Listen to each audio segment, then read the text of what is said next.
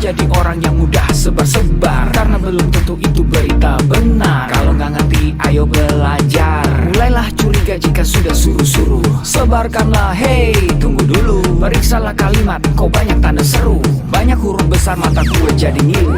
Coba dicari beritanya dulu, mendingan begitu daripada keliru. Apa untungnya sebar kabar palsu, daripada nanti kamu yang malu. Cek dulu, daripada nanti kamu yang malu. Cek dulu, siapa tahu hoax. Yup. Hello,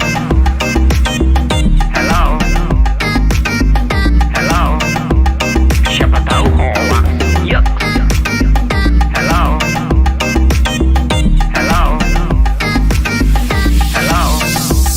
siapa tahu hoax. Hoax itu konten yang negatif, tujuannya itu ya provokatif. Paling cocok buat orang yang sensitif. Kalau ke gue ya gak efektif, tapi semua suka yang positif. Misalnya video yang inspiratif, meme yang lucu, itu juga sih positif, kreatif, dan produktif. Coba dicari beritanya dulu, mendingan begitu daripada keliru. Apa untungnya sebar kabar palsu, daripada nanti kamu yang malu. Cek dulu, daripada nanti kamu yang malu. Cek dulu, siapa tahu hoax. Yup. Hello,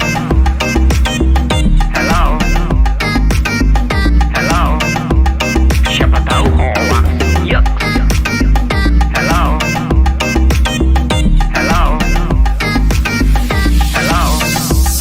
siapa tahu hoax.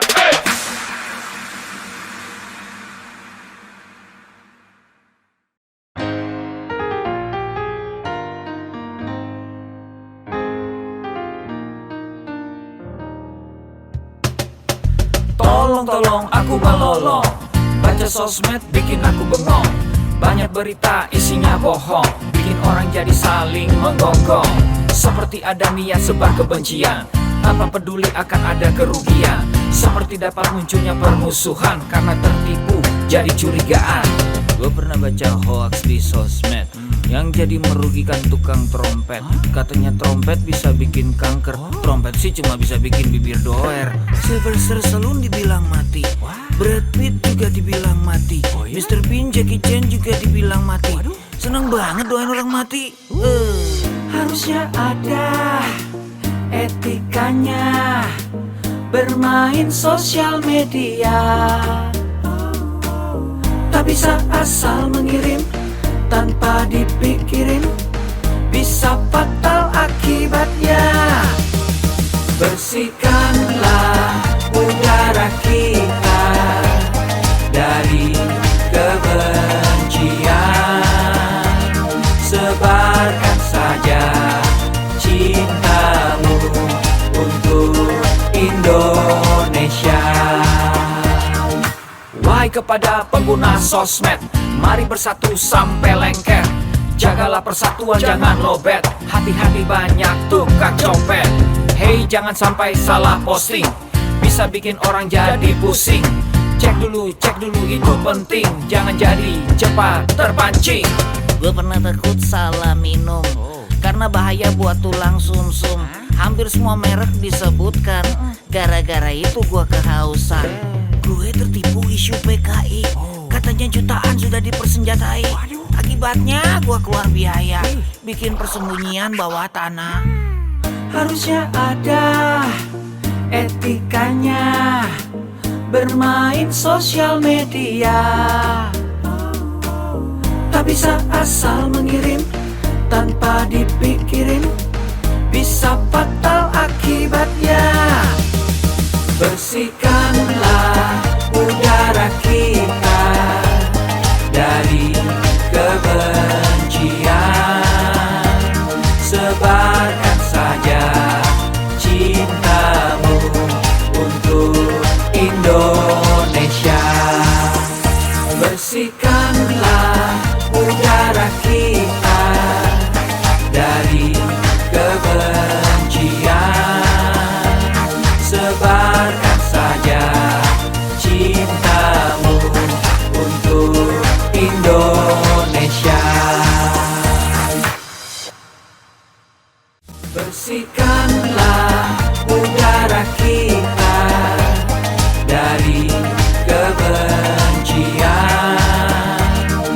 Tebarkan saja cintamu untuk Indonesia.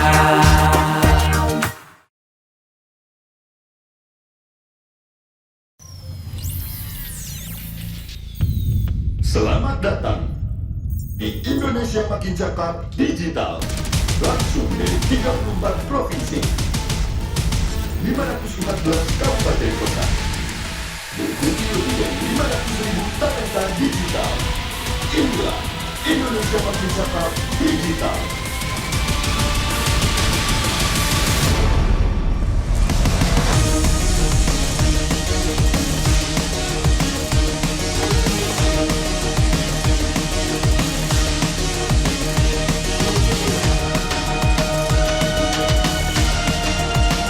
Saya luncurkan program literasi digital nasional hari ini.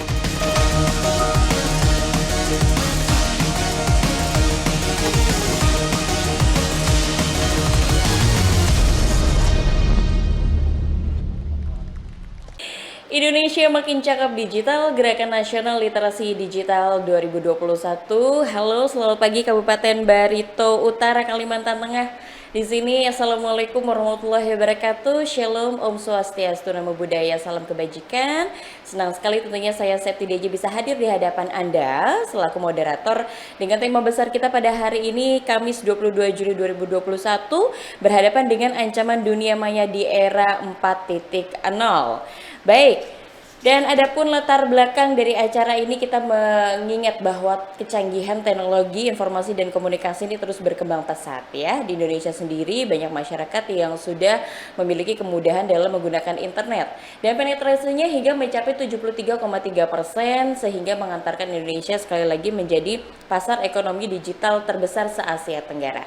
Melalui fakta ini, pada akhirnya Presiden Republik Indonesia Bapak Joko Widodo membuat visi terbesarnya di masa kepemimpinannya yang kedua, yakni transformasi digital, percepatan transformasi digital untuk mencapai digital nation, dan juga membuat programnya yakni pembangunan sumber daya manusia bertalenta digital dengan menunjuk Kemkominfo dan juga beberapa stakeholder lainnya, diantaranya GNLD Siberkreasi yang sudah membuat roadmapnya hingga di tahun 2024 untuk meningkatkan partisipasi digital masyarakat, mendorong pengembangan ilmu pengetahuan masyarakat di bidang TIK, digital, serta mendorong tingkat kecakapan transformasi digital dalam pemanfaatan teknologi baru. Dan ini akan tersebar program literasi digitalnya di berbagai macam daerah di 34 provinsi dan juga 514 kabupaten dan kota dengan melibatkan 110 mitra strategi siberkreasi dan juga stakeholder terkait lainnya.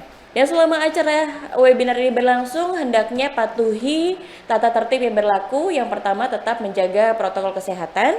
Selanjutnya, mematikan mikrofon dan tetap menyalakan kamera video Anda. Tidak diperkenankan coret-coret layar, tidak diperkenankan juga menyela pada saat narasumber sedang presentasi, karena nanti akan ada sesi tanya jawab melalui kolom chat. Bisa Anda berikan pertanyaan semenarik mungkin tentunya, dan juga mengerjakan pretest dan juga post test yang akan berkaitan dengan e-sertifikat yang bisa Anda dapatkan di akhir acara. Dan aplikasi Siberkreasi bisa Anda download di App Store dan juga Google Play. Marilah bersama-sama kita menyanyikan lagu kebangsaan Indonesia Raya 3 stansa yang akan diikuti arahan dari Presiden Republik Indonesia Bapak Joko Widodo.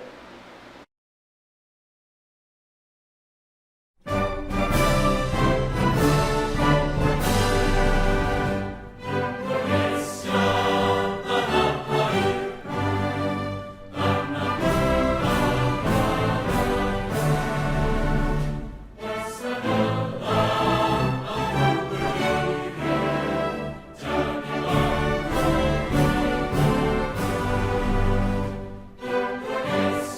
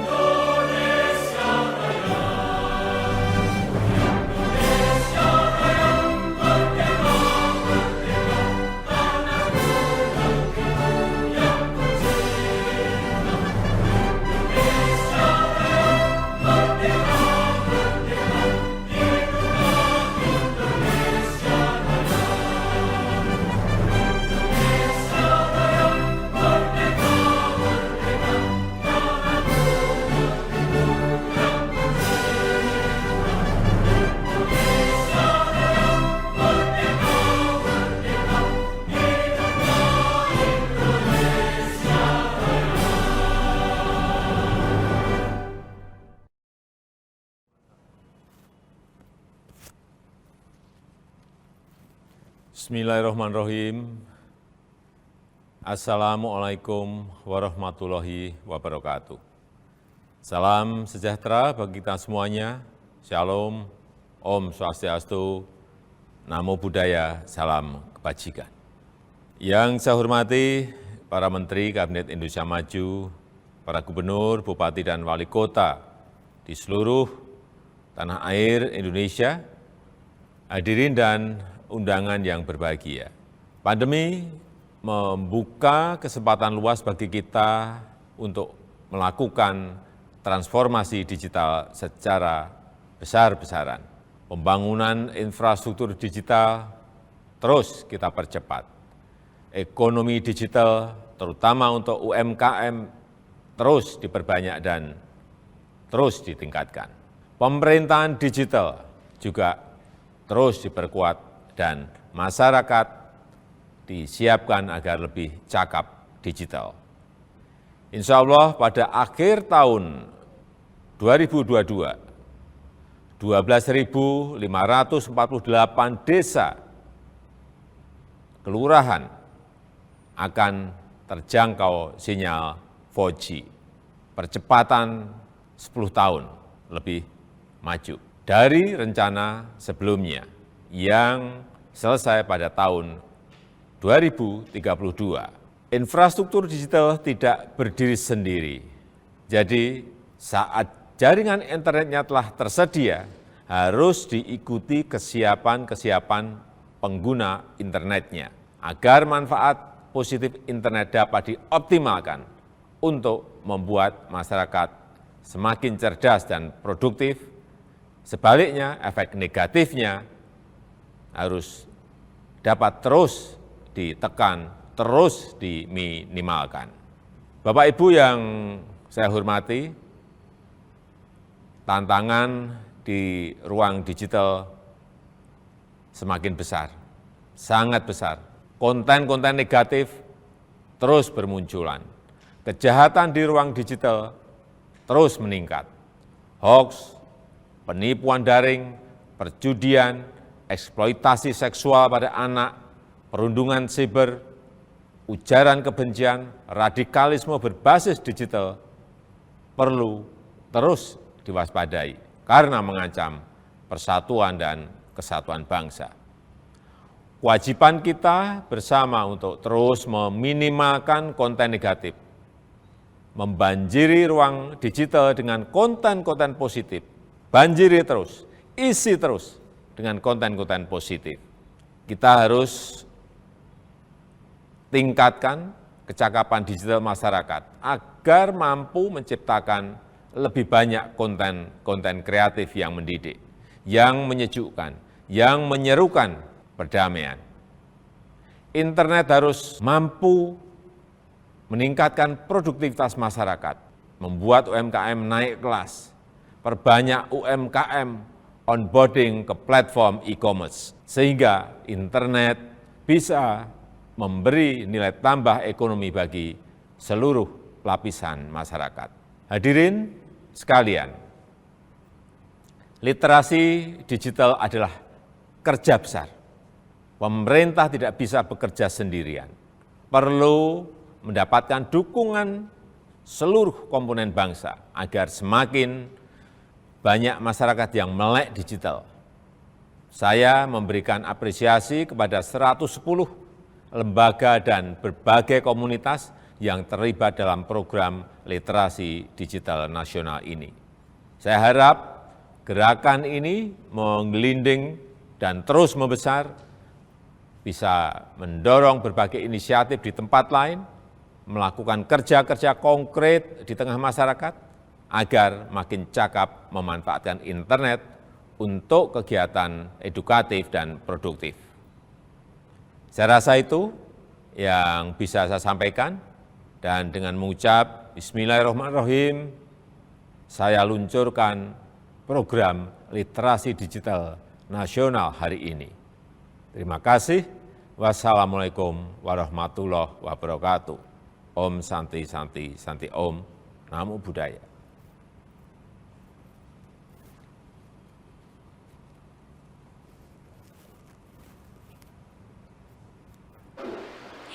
Demikianlah teman-teman, kita sudah mendengarkan langsung arahan dari Presiden Republik Indonesia Bapak Joko Widodo yang sudah meresmikan program literasi digital di Indonesia. Sekali lagi untuk Indonesia makin cakap digital.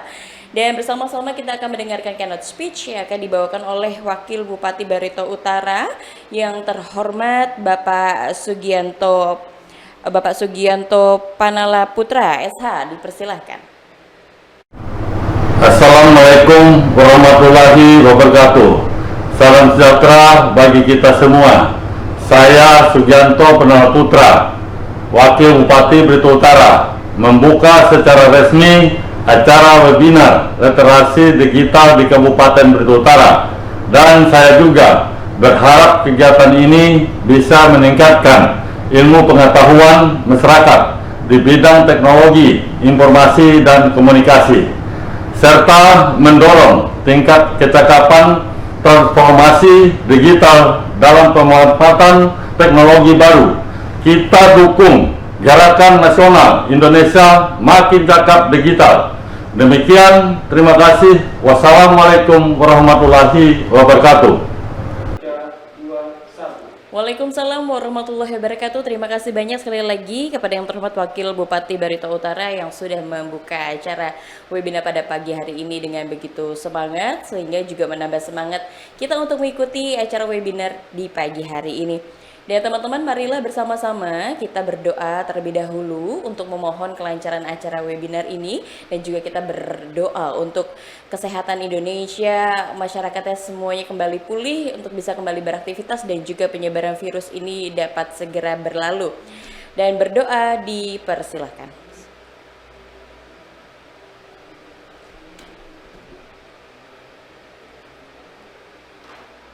Berdoa selesai. Terima kasih teman-teman. Dan saya turut mengingatkan di sini selama acara webinar ini berlangsung kita punya keseruan acara di mana ada hadiah 1 juta untuk 10 orang terpilih. Sekali lagi 1 juta untuk 10 orang terpilih dengan cara bisa memberikan pertanyaan yang paling menarik dengan format yang akan kami bagikan di kolom chat, dan juga ada keseruan lainnya dengan membagikan acara ini di Instagram feed Anda.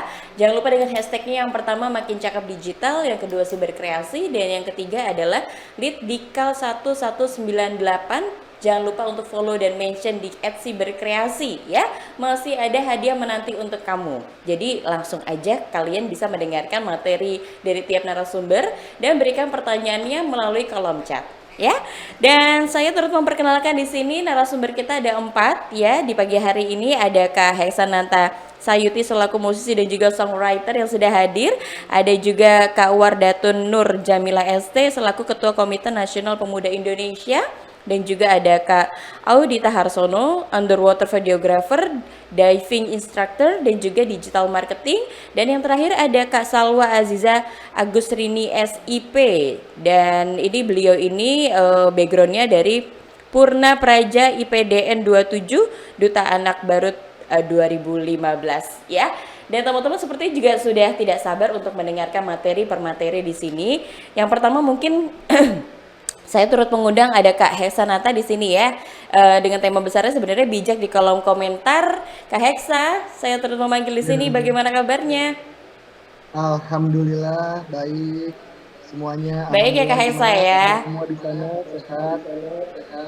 Sehat semua dong pastinya. Kak Heksa, kita ngobrol-ngobrol aja, ngobrol santai ya. Aku mau ngobrol sama Kak Heksa di sini mungkin pastinya terkait dunia digital. Ini kalau Kak Heksa sendiri, menurut Kak Heksa nih dunia digital yang saat ini tuh seperti apa sih pandangan kalian, pandangan Kak Heksa sendiri mungkin? Ya, sebenarnya kalau untuk pandangan dunia digital sekarang, kalau untuk teknologinya sangat baik sekali karena menunjang sebagai berbagai macam lah ya untuk penunjangnya. Cuman cara kita untuk memanfaatkan memanfaatkan digital inilah yang mungkin informasinya masih ada yang kurang. Jadi dari etikanya, dari cara gimana kita menyampaikan apa yang ada di hati kita atau bagaimana itunya sih yang masih kurang. Tapi untuk digitalnya sih sangat baik sekali lah. Karena teknologi kan semakin tahun semakin naik ya. Benar, perkembangan teknologi ini semakin pesat begitu ya Kak Heksa ya. Semakin Nah, maju. kalau kita ngomong semakin maju juga. Nah, kalau kita ngomongin soal kemajuan teknologi digital begitu nih, ini dibarengi juga dengan penggunaan sosial media yang marak sekali di Indonesia sekalipun begitu masyarakatnya banyak sekali yang menggunakan sosial media. Nah, pada akhirnya kita kecanduan sosial media dong nih Kak Heksa. Kira-kira kalau misalnya menurut Kak Heksa sendiri cara membatasi kecanduan teknologi itu seperti apa sih? Apalagi anak-anak sekarang kebanyakan juga menggunakan YouTube nih anak-anak kecil. Iya, iya, iya. Oke, sebenarnya kalau menurut saya perlunya komunikasi dalam keluarga itu sangat sangat sangat penting sekali ya. Maksudnya dari orang tua ke anaknya, terus bukan berarti membatasi dan melarang untuk tidak boleh, karena si anak pun akan mendapatkan banyak informasi positif maupun negatif dari dari dunia digital ini gitu. Cuman komunikasi di sini maksud saya yang paling penting adalah eh, bagaimana cara keluarga membagikan waktunya dan bagaimana caranya seorang orang tua, lebih lebih utama orang tua, dia bisa menjelaskan atau ikut serta di dalam aktivitas anaknya ya. Karena sebenarnya kebetulan saya punya anak, jadi kalau misalkan anak saya mau main gadget, dia cuma bisa main gadget itu saat belajar, karena sekarang kita pakai Zoom ya untuk belajar. Terus yang kedua itu minum susu sama makan. Sisanya dia nggak boleh pegang gadget gitu. Tapi dengan cara lain Oke. saya akan mengajak dia untuk bermain, bermain bersama gitu kan, menghabiskan waktunya itu ya bersama gitu. Karena masih banyak ya kayak misalkan karena kita terlalu sering di musik, sorry, kita terlalu sering di gadget ini, hampir kita lupa gimana caranya main bola, main bulu tangkis atau olahraga yang lain, sepeda dan lain-lain. Jadi kalau menurut saya sih lebih baik pendekatan orang tua itu yang paling utama deh untuk keberhasilan seorang anak kalau menurut saya. Anak manapun Oke. ya.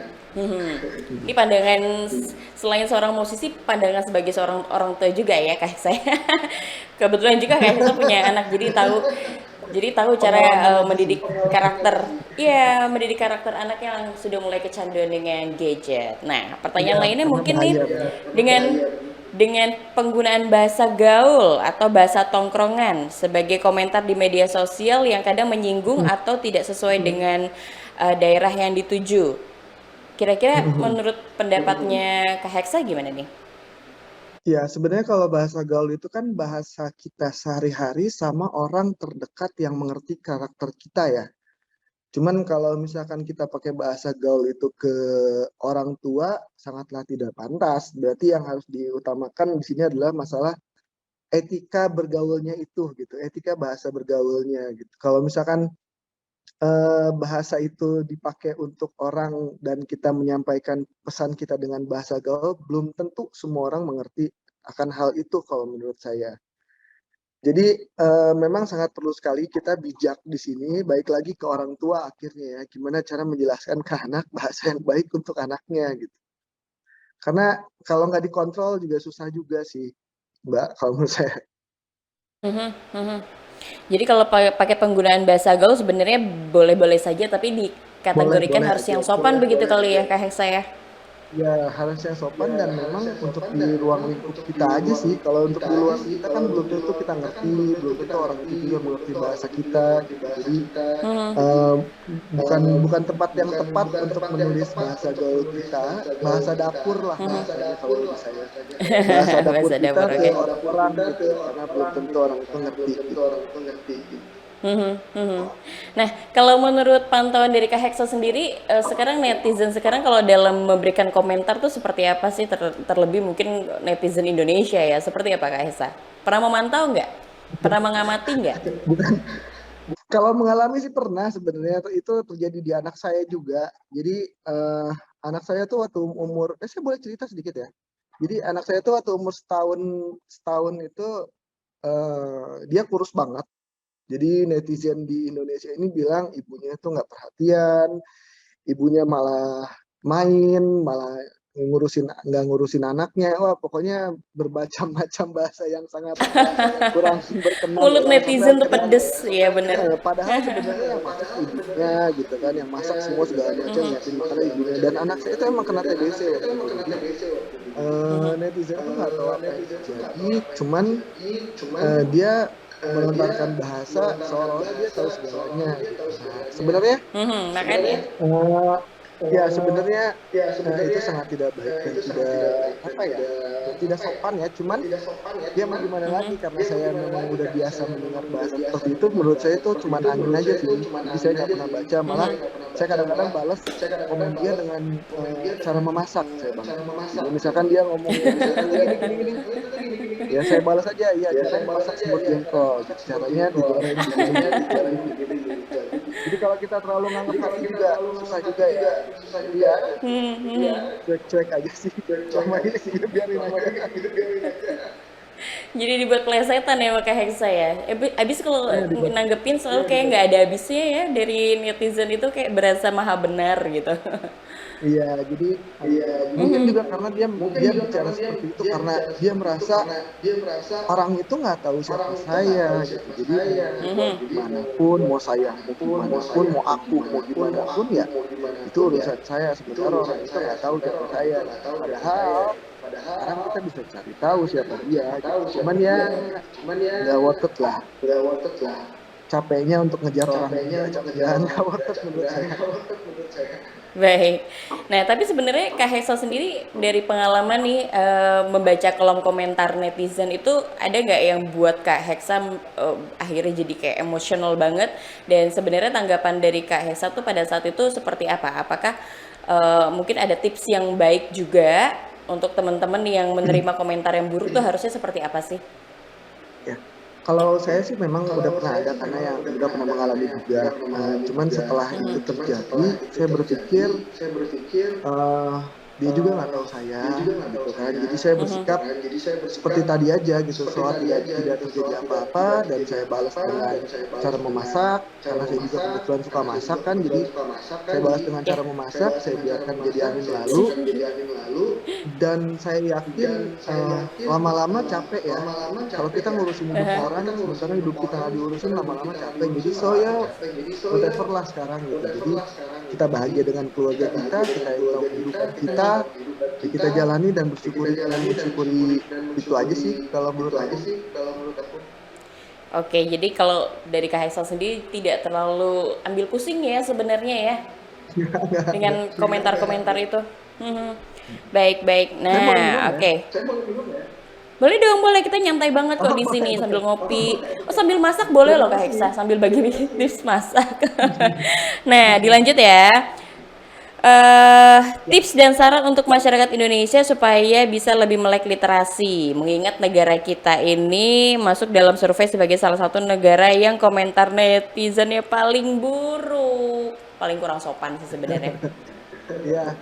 Ya, sebenarnya susah ya kalau misalkan kita bilang bahasa yang paling buruk itu ya untuk negara kita ini. Memang kita terlalu jauh antara orang tua dengan anaknya. Jadi membatasinya pun sulit, cara kita berkomunikasinya pun jadi sulit. Jadi kalau misalkan mungkin ada yang belum punya anak, tapi kita bisa menggunakan itu nanti gitu. Jadi kalau misalkan kita punya planning, saya boleh punya anak saya juga harus punya pendidikan yang bagus dengan bahasa yang baik, etika yang baik, sehingga saya pengen banget mendidik itu ke anak saya. Jadi keluarga pun harus ikut andil ya di dalam hal ini, gitu. Khususnya orang tua ataupun anak muda sekarang, untuk membatasi bahasa-bahasa yang nggak wajar atau yang nggak baik di kolom-kolom komentar ya.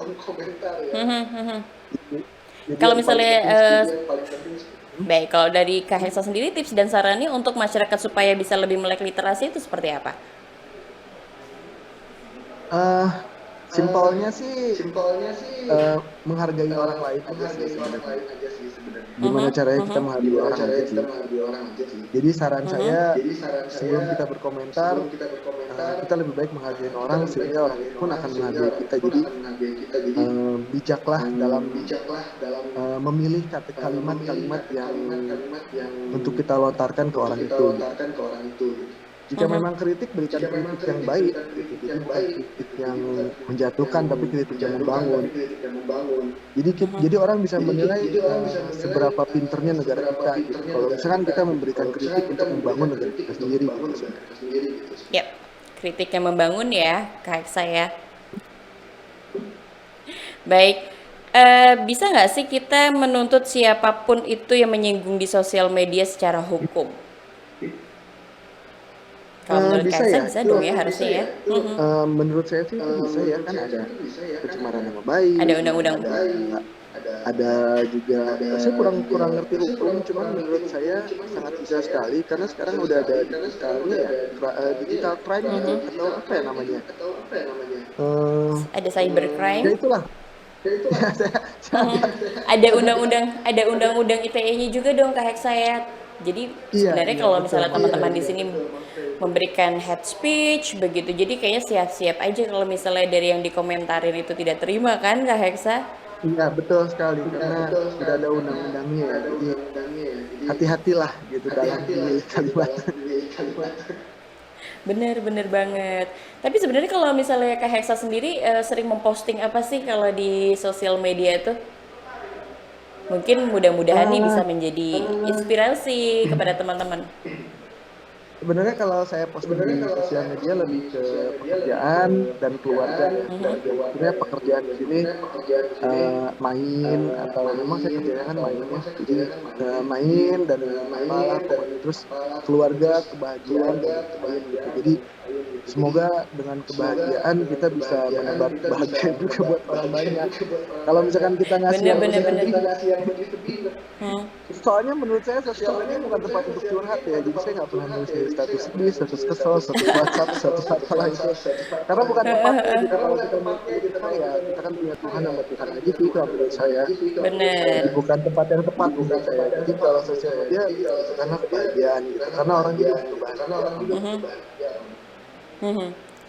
Nah, kalau menurut Kak Heksa sendiri sebenarnya ada nggak sih aturan baku tentang seberapa bijak kita harus berkomentar?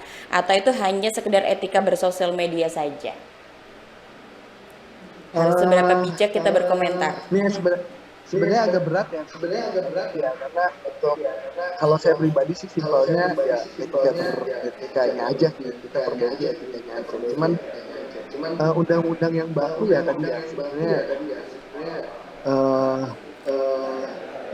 Aturan yang baku. Iya, Kira-kira aturan yang baku kalau menurut versinya Kak Heksa aja deh, kita bijak dalam bersosial media tuh harus seperti apa sih? Ya mungkin tadi salah satunya kayak tidak berkomentar buruk begitu ya. Kalau versinya Kak Heksa gimana tuh? Soalnya saya nggak pernah ada, waktu saya kuliah juga nggak pernah ada bilang kita harus baku ya dengan sosial media gitu membahas sih, nggak ada sih. Kayaknya lebih ke etikanya aja sih, kepintaran etikanya aja. Nah, kira-kira etika bersosial media yang baik itu seperti apa kalau menurut Kak Heksa? Yang seperti tadi saya bilang kayaknya bijak sih. Di sini maksudnya gini, ketika kita melihat sesuatu yang tidak menarik menurut kita, pilihannya adalah cuma dua. Yang satu tidak usah komentar. Yang kedua nggak usah ikut-ikutan. Dan kalau boleh deh tambah satu ya tiga. Dan kalau misalkan mau komentar ya kita berikan komentar yang baik. Misalkan apa ya, ada mobil rusak, kita bilang mobilnya jelek, ini segala macam gitu. Lebih baik saya tahu loh bengkelnya di sini, coba deh dibawa ke sana. Jadi menurut saya sih seperti itu. Oke, lebih memberikan saran yang membangun sekali lagi ya Kak Heksa ya, atau tidak perlu berkomentar sama sekali ya? Iya. Wow, luar biasa. Kak Heksa sebagai penutup nih perbincangan kita, karena kan Kak Heksa di sini sebagai panelis, mungkin ada tips dan saran kepada teman-teman saat ini yang sudah menyaksikan dalam menggunakan dunia digital atau bersosial media itu seperti apa menurut Kak Hexa sendiri? Ya, saran saya yang pasti kita harus lebih bijaksana lagi dan apalagi untuk berkomentar, untuk mengupload sesuatu yang itu bisa jadi ini kita ya, habit kita berikan yang terbaik untuk negara ini. Jadi tunjukkanlah bahwa negara Indonesia itu adalah negara yang pintar. Itu bisa dilihat dari komentar yang ada di netizen. Sekalipun ada satu hal yang kita tidak sukai, lebih baik kita tidak usah mengkritik apapun, kita tidak usah menulis apapun, karena percayalah kita menulis pun tidak akan berubah apapun. Jadi lebih bijaksana lagi aja lah, dan lebih baiklah dari manusia. Saya juga Lebih bijaksana dan lebih baik menjadi manusia yang menggunakan fasilitas sosial media bahasa gitu ya dan Kak Hexa kalimat ya. yang bijaksana. Nice. Luar biasa sekali ngobrol-ngobrol bersama Kak Hexa, tapi Kak Hexa tetap bersama kita ya, tetap menyalakan kamera video karena nanti setelah sesi materi yang terakhir kita akan lontarkan pertanyaan dari teman-teman untuk Kak Hexa juga ya. Baik, terima kasih teman-teman juga, silakan mau menuliskan pertanyaan untuk Kak Hexa boleh di kolom chat ya, nanti kita akan bacakan dan kita beranjak ke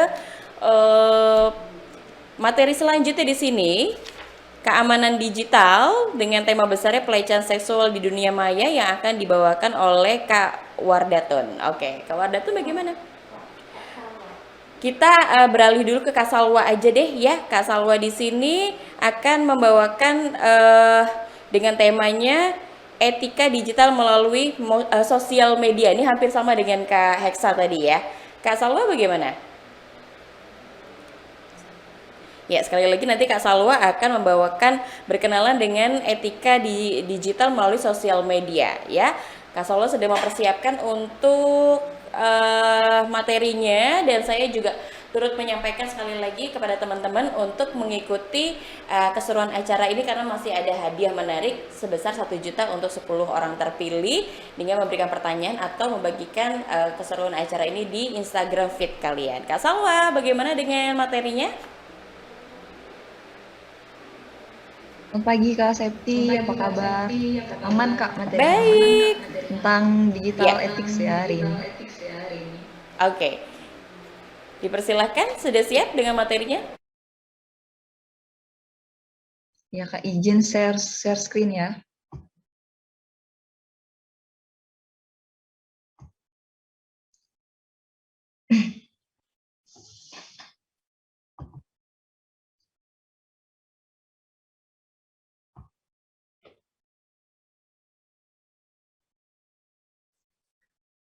Baik, Assalamualaikum warahmatullahi wabarakatuh. Selamat pagi teman-teman semua. Selamat pagi Kak Septi, apa kabar? Kakak-kakak narasumber, Kak Hexa, Kak Audita, Kak Warda juga. Semoga dan nggak kalah hebat juga para peserta webinar pada pagi kali ini. Semoga selalu diberikan kesehatan dimanapun berada. Semoga harinya menyenangkan tentunya. Dan semoga pada webinar ini kita mendapatkan ilmu yang bermanfaat, bisa sharing-sharing tentunya juga. Baik, pada kesempatan kali ini perkenalkan nama saya Salwa Aziza Gusrini SIP, saya Purna Praja IPDN Angkatan ke-27 dan Duta Anak Barito Utara 2015.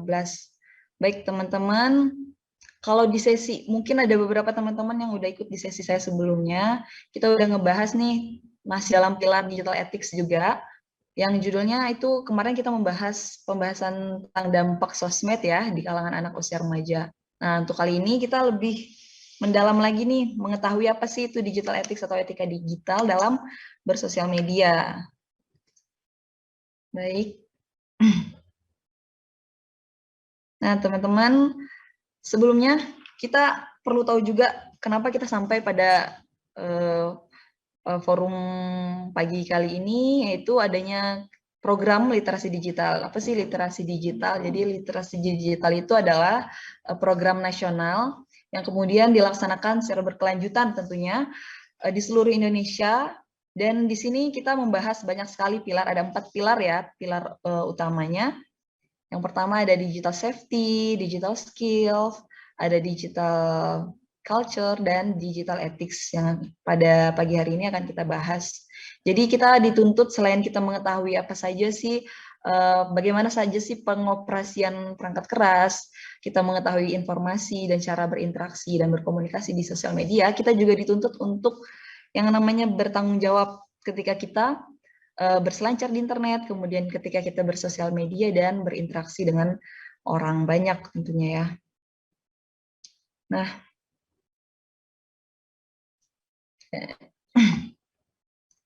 selanjutnya, tahu nggak sih apa itu etika digital? Baik teman-teman, etika digital ini sendiri kita kenal dengan istilah netiquette ya, yaitu etika dalam bersosial media atau menggunakan internet. Jadi, yang namanya netiquette ini adalah aturan, acuan dasar, juga etika serta norma yang berlaku. Harapannya ini adalah ketika kita menggunakan sosial media, kita tetap dapat memperhatikan etika-etika dasar yang ada di lingkungan masyarakat, kemudian juga harapannya apa yang kita jadikan sebagai norma pada kehidupan nyata akan tetap kita bawa nih di dunia maya, itu harapannya. Agar kita tidak melupakan atau mengabaikan nilai-nilai yang sudah ada di lingkungan masyarakat kita. Nah, orang Indonesia dikenal ramah di dunia nyata, namun kurang etis di dunia maya. Kenapa? Mungkin teman-teman, termasuk saya juga ya, ketika membaca ini kita bertanya-tanya nih, kok bisa? Karena kan seperti yang kita ketahui bersama, yang namanya kita sebagai orang Indonesia sudah masyhur sekali dengan kita dikenal dengan keramahan kita, dengan sopan santun, dan dengan kemajemukan yang kita miliki, kita dikenal dengan yang namanya tingginya rasa toleransi dan lain sebagainya. Dan itu harusnya berbanding lurus nih dengan bagaimana kita bersikap dan memiliki etika dalam bersosial media. Nah, namun dalam kenyataannya, berdasarkan survei yang dilakukan oleh Microsoft, dalam survei Digital Civility Index DCI, mereka mengukur tingkat kesopanan dan juga etis tidaknya nih netizen yang ada di seluruh dunia. Jadi dari total 32 negara yang diikut sertakan untuk disurvei, maka Indonesia menempati urutan ke-29. Wah, ini merupakan angka yang lumayan memprihatinkan ya kalau kita bisa katakan, apalagi dengan kondisi Indonesia yang warganya, masyarakatnya kita kenal, itu dikenal ramah, sopan, tapi kok bisa ketika kita menggunakan internet, netizen kita dianggap kurang etis nih. Nah, jadi ini adalah sebenarnya menjadi satu bentuk dorongan dan motivasi harusnya bagi kita untuk kemudian mampu mengevaluasi ada apa sih yang salah sebenarnya dari kita, tentunya dari kita, mulai dari diri kita masing-masing dulu. Nah, kenapa demikian? Jadi dari survei itu ya teman-teman, ada 3 faktor yang menjadi tolak ukurnya. Yang pertama, yaitu faktor konten provokatif, yang dimana isinya itu berisi hoax dan juga penipuan. Kemudian yang kedua, faktor ujaran kebencian, dan yang terakhir faktor diskriminasi. Jadi dari ketiga faktor ini Indonesia itu menyumbang, ya sebetulnya menyumbang lah ya, nilai paling besar ada pada provokatif, konten provokatif. Jadi kita itu benar-benar ibaratnya tinggi banget ya nilai angka hoax dan juga penipuannya. Nah, karena di sini yang menjadi nilai paling besar dari faktor kesopanan yang dinilai melalui survei ini, yaitu provokatif, kita harus tahu teman-teman apa sih yang disebut dengan konten provokatif. Jadi yang namanya konten provokatif itu dia biasanya nih ya, biasanya informasi atau berita yang disuguhkan berisi judul-judul yang berbau-bau sensasional, kemudian provokatif lah, begitu, provokasi begitu isinya, dan tidak jarang isinya langsung menuju kepada pihak-pihak tertentu untuk didiskreditkan atau untuk dilemahkan begitu bahasanya. Kemudian biasanya berisi menggiring opini pembacanya, kemudian membuat pembaca ini lebih penasaran dan malah bahkan membuat pembaca ini atau netizen ini pengen banget nih untuk juga menyebarkan, untuk nge-share ke orang banyak atau ke orang-orang tertentu atau di grup-grup mungkin begitu. Jadi ini adalah tujuan dari si pembuat hoax ini atau juga pembuat konten provokatif ini. Jadi kita harus tahu dulu apa sih ciri-ciri dari konten provokatif ini, seperti apa isinya. Dan ketika kita sudah tahu nih, seperti yang saya sudah jelasin tadi, ciri-cirinya, cara kita untuk menghindarinya bagaimana? Jadi ketika kita sudah mengetahui ciri-cirinya, kita berusaha untuk bisa nih mengakses situs online resminya, kemudian kita usahakan untuk bisa menelaah dan juga membandingkan isi berita tersebut secara menyeluruh, kemudian kita pelajari, jangan sepenggal-sepenggal atau cuma setengah-setengah, atau mungkin potongan video, atau mungkin rekaman suara, yang mungkin itu diedit-edit ya, kemudian membuat kita menjadi menyalahartikan maksud dari berita tersebut. Jadi kita berusaha untuk mengimbangi informasi yang kita dapatkan dengan kecakapan kita, dan kita bijak untuk mengetahuinya melalui situs resminya. Kemudian jangan mudah percaya, jangan mudah nge-share juga ketika kita belum mengetahui apakah konten atau berita tersebut nih kredibel nggak sih, ini akurat nggak sih. Jadi kita harus bijak dan semua kembali ke diri kita lagi, begitu. Oke, selanjutnya mengapa lebih berani di medsos? Jadi ini kalau yang pertama, yang namanya dunia maya sama dunia nyata adalah dua hal yang berbeda. Jadi orang Indonesia ini biasanya sungkan untuk harus bertemu langsung dengan seseorang. Jadi ketika internet dan ketika bertemu langsung itu pasti akan ada perbedaan, begitu.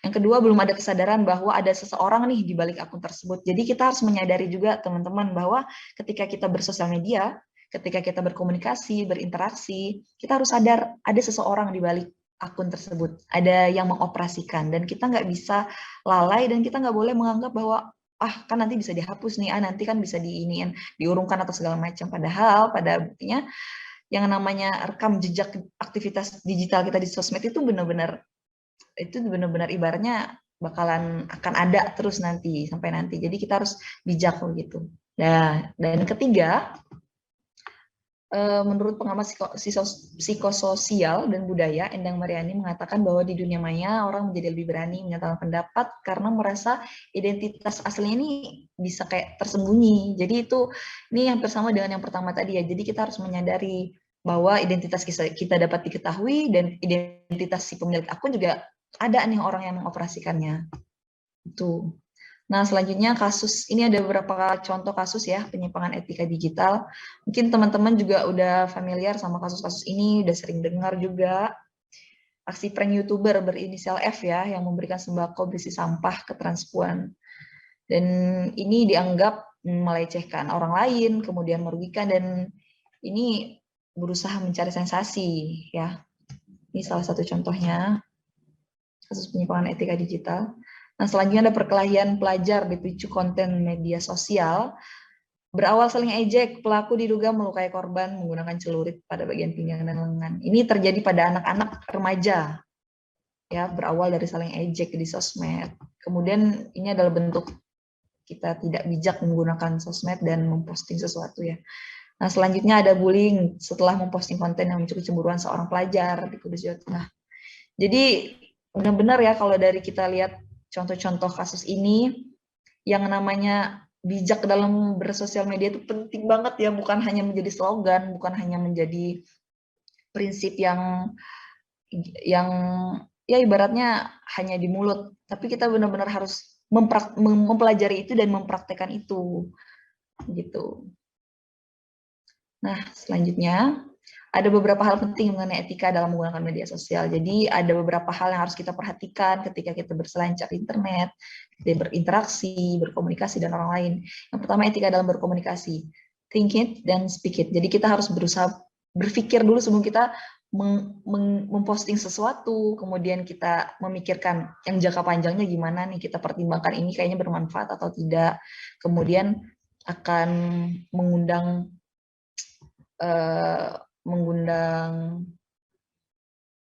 kesalahartian atau tidak dari orang pembacanya dan lain-lainnya lah, banyak hal ini. Kemudian aku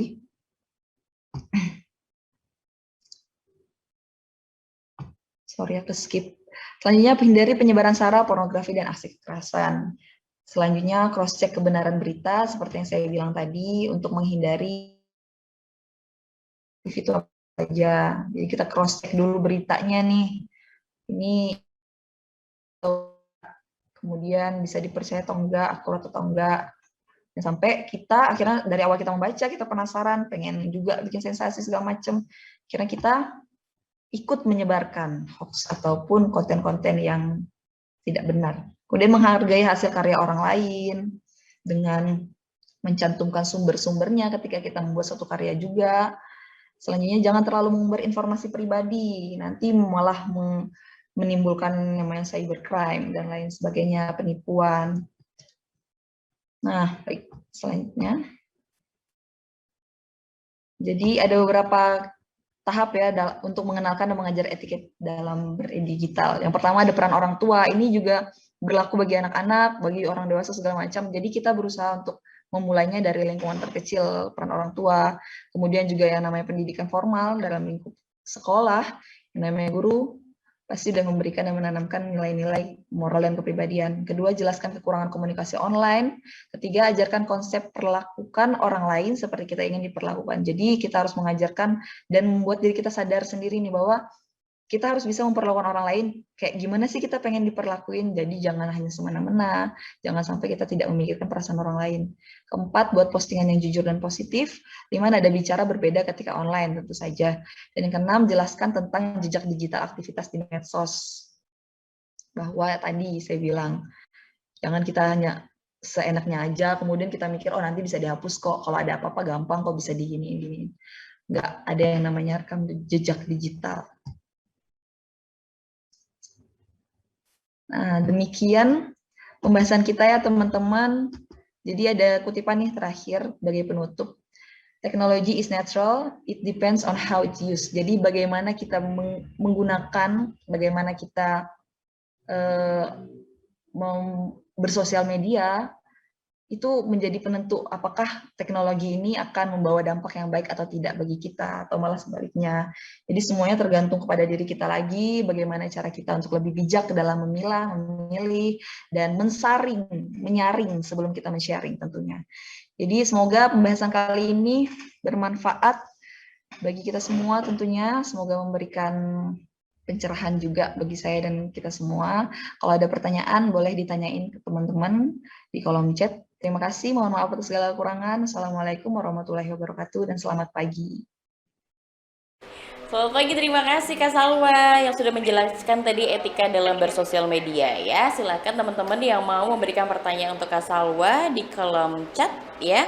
Jangan lupa dengan formatnya, sekali lagi masih ada hadiah yang menanti untuk kamu. 1 juta untuk 10 orang terpilih. Jangan lupa juga bagikan keseruan acara ini di Instagram feed kalian dengan hashtag yang makin cakep digital, siberkreasi, Litdikal 1198, follow dan mention @siberkreasi ya. Kita masuk ke materi selanjutnya. Di sini ada Kak Audita Harsono yang akan membagikan tips dan trik mengembangkan usaha akomodasi melalui media sosial. Seperti apa tipsnya? Coba kita panggil Kak Audita. Bagaimana Kak Audita? Sudah siap dengan materinya? Siap. Selamat siang Kak Septi. Baik. Terima kasih. Dipersilahkan. Oke. Selamat siang teman-teman semua. Terima kasih atas waktunya. Saya diberikan kesempatan untuk menjadi narasumber dalam Zoom meeting webinar hari ini. Perkenalkan, nama saya Audita Harsono.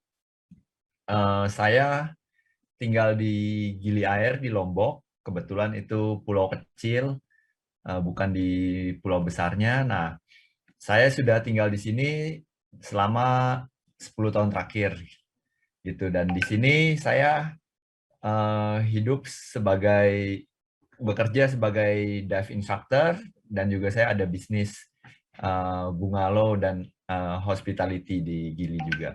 Gitu. Nah, pada hari ini saya mau lebih ke arah sharing lah, gimana saya membangun bisnis akomodasi hospitality di pulau yang benar-benar terpencil gitu ya kan, bisa dibilang ini pulau nggak ada mobil, nggak ada motor. Nah, gimana cara kita menarik perhatian bagi tamu? Nah, terutama di sini kita tamu lebih banyak kepada turis-turis mancanegara. Nah, yang mau saya bahas sekarang adalah bisnis saya di sini. Yang saya ada adalah namanya Omah Gili, itu akomodasi. Nah, di Gili ini kita lebih menonjolkan keindahan alam yang saya yakin teman-teman di Barito Utara juga sama juga nih. Kita di daerah-daerah yang notabene terpencil, alamnya itu lebih indah gitu ya kan. Nah ini kan sebenarnya banyak orang yang justru nggak pede karena mereka bilang, oh kita kan di daerah nih, kita bukan di kota. Justru itu adalah nilai tambahan kita gitu, nilai positif kita hidup di daerah di mana keindahan alam itu udah tidak terbatas lah. Nah, gimana cara kita mempromosikannya? Nah, ini salah satu dari pilar digital yaitu digital skill, gimana skill kita untuk menawarkan apa yang kita punya. Nah, akun Instagram pribadi saya namanya Audita Harsono, boleh dicek. Nah, di situ saya khusus posting tentang underwater videografi gitu. Kayak tadi Mas Hestananta bilang, jadi saya nggak taruh tentang kehidupan pribadi saya, karena buat saya pribadi positif atau negatif itu bukan yang tamu-tamu ini mau lihat gitu kan. Nah ini yang lebih kita harus mikir nih, kita target market kita ke apa gitu. Di digital era ini kita harus berpikir bahwa orang-orang dengerin kita, orang-orang follow kita karena ada sesuatu gitu. Orang-orang follow kita karena ada kelebihan yang mereka pengen lihat dari kita. Nah, dalam hal ini saya mungkin lebih ke arah underwater videography. Nah, di sini bisa kita lihat dari total populasi Indonesia sebanyak 275 juta jiwa, pengguna aktif sosial media di Indonesia itu ada 170 juta. Gitu kan. Nah, yang ini berarti ada 61,8% pengguna sosial media di Indonesia. Nah, ini angka yang gede banget gitu ya kan. Dari 62%-nya aja udah besar, tapi 62% dari 275 juta itu gede banget gitu kan. Nah, ini adalah data yang didapat dari Januari 2001 dari situs Hotsuite. Nah, kemudian ini dibanding tahun lalu, dibanding 2020, itu meningkat 10 juta jiwa, 10 juta pengguna. Jadi dalam era pandemi ini ada 10 juta akun baru. Gitu kan. Nah ini kan sebenarnya kalau kita memiliki kemampuan yang bagus, kita memiliki skill digital yang bagus, ini kan sebenarnya adalah potensi kita untuk berjualan. Gitu. Gimana kita bisa menangkap minat para pengguna sosial media ini. Gitu kan. Baik plus atau negatif. Nah makanya kita harus belajar gimana cara positifnya nih. Nah, jadi di totalnya ada 168 juta sosial media melalui mobile phone gitu kan. Nah, semuanya ya itu udah termasuk 99% dari 170 juta tadi. Nah, dari angka ini bisa kita lihat sendiri bahwa potensi di Indonesia itu besar sekali berarti gitu kan. Jadi, teman-teman jangan sampai salah ambil langkah lah gitu. Nah, kemudian how to use social media for promotion.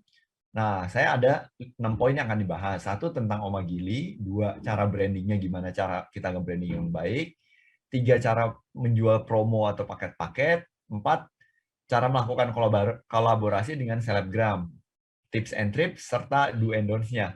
Nah, supaya jangan sampai kita melakukan suatu kesalahan. Gitu. Nah, ini yang bisnis saya jalankan, bisnis akomodasi. Nah, itu Omagili kita bisa ceritakan gimana akses kita.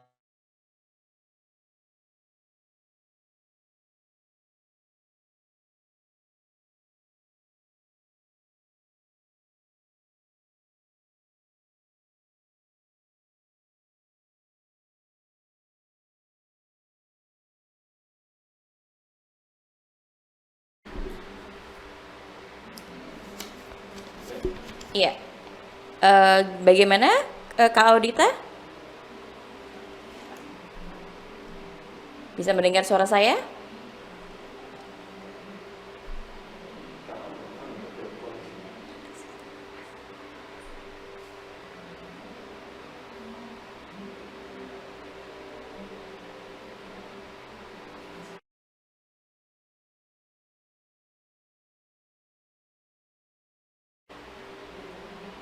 Iya, Kak Audita, bagaimana? Bisa mendengar suara saya?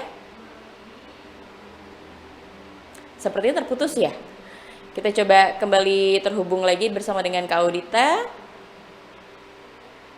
Belum join ya? Baru meninggalkan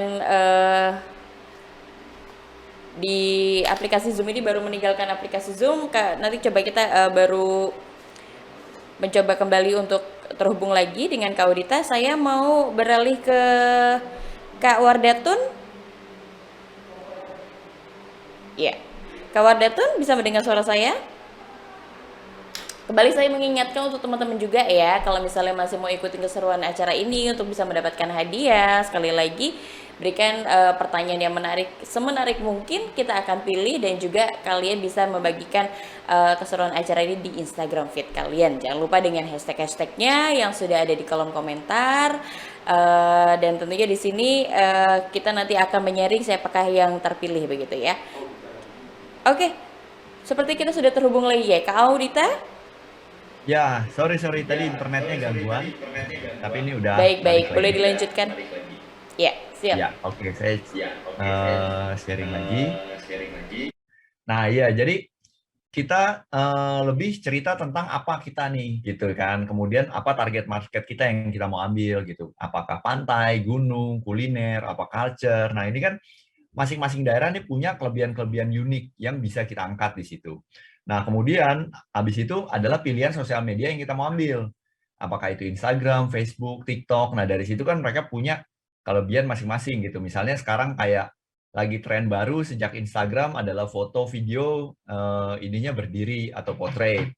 Nah, sedangkan zaman dulu mungkin lebih ke arah landscape. Nah, kayak gini-gini yang harus kita pelajari nih. Apa yang kita mau pilih dari situ gitu kan. Nah, dari situ akan efek ke berikutnya ya gimana cara kita ngambil foto-foto buat postingan di Instagram kita. Gitu. Nah, kemudian habis itu kita cara branding yang baik.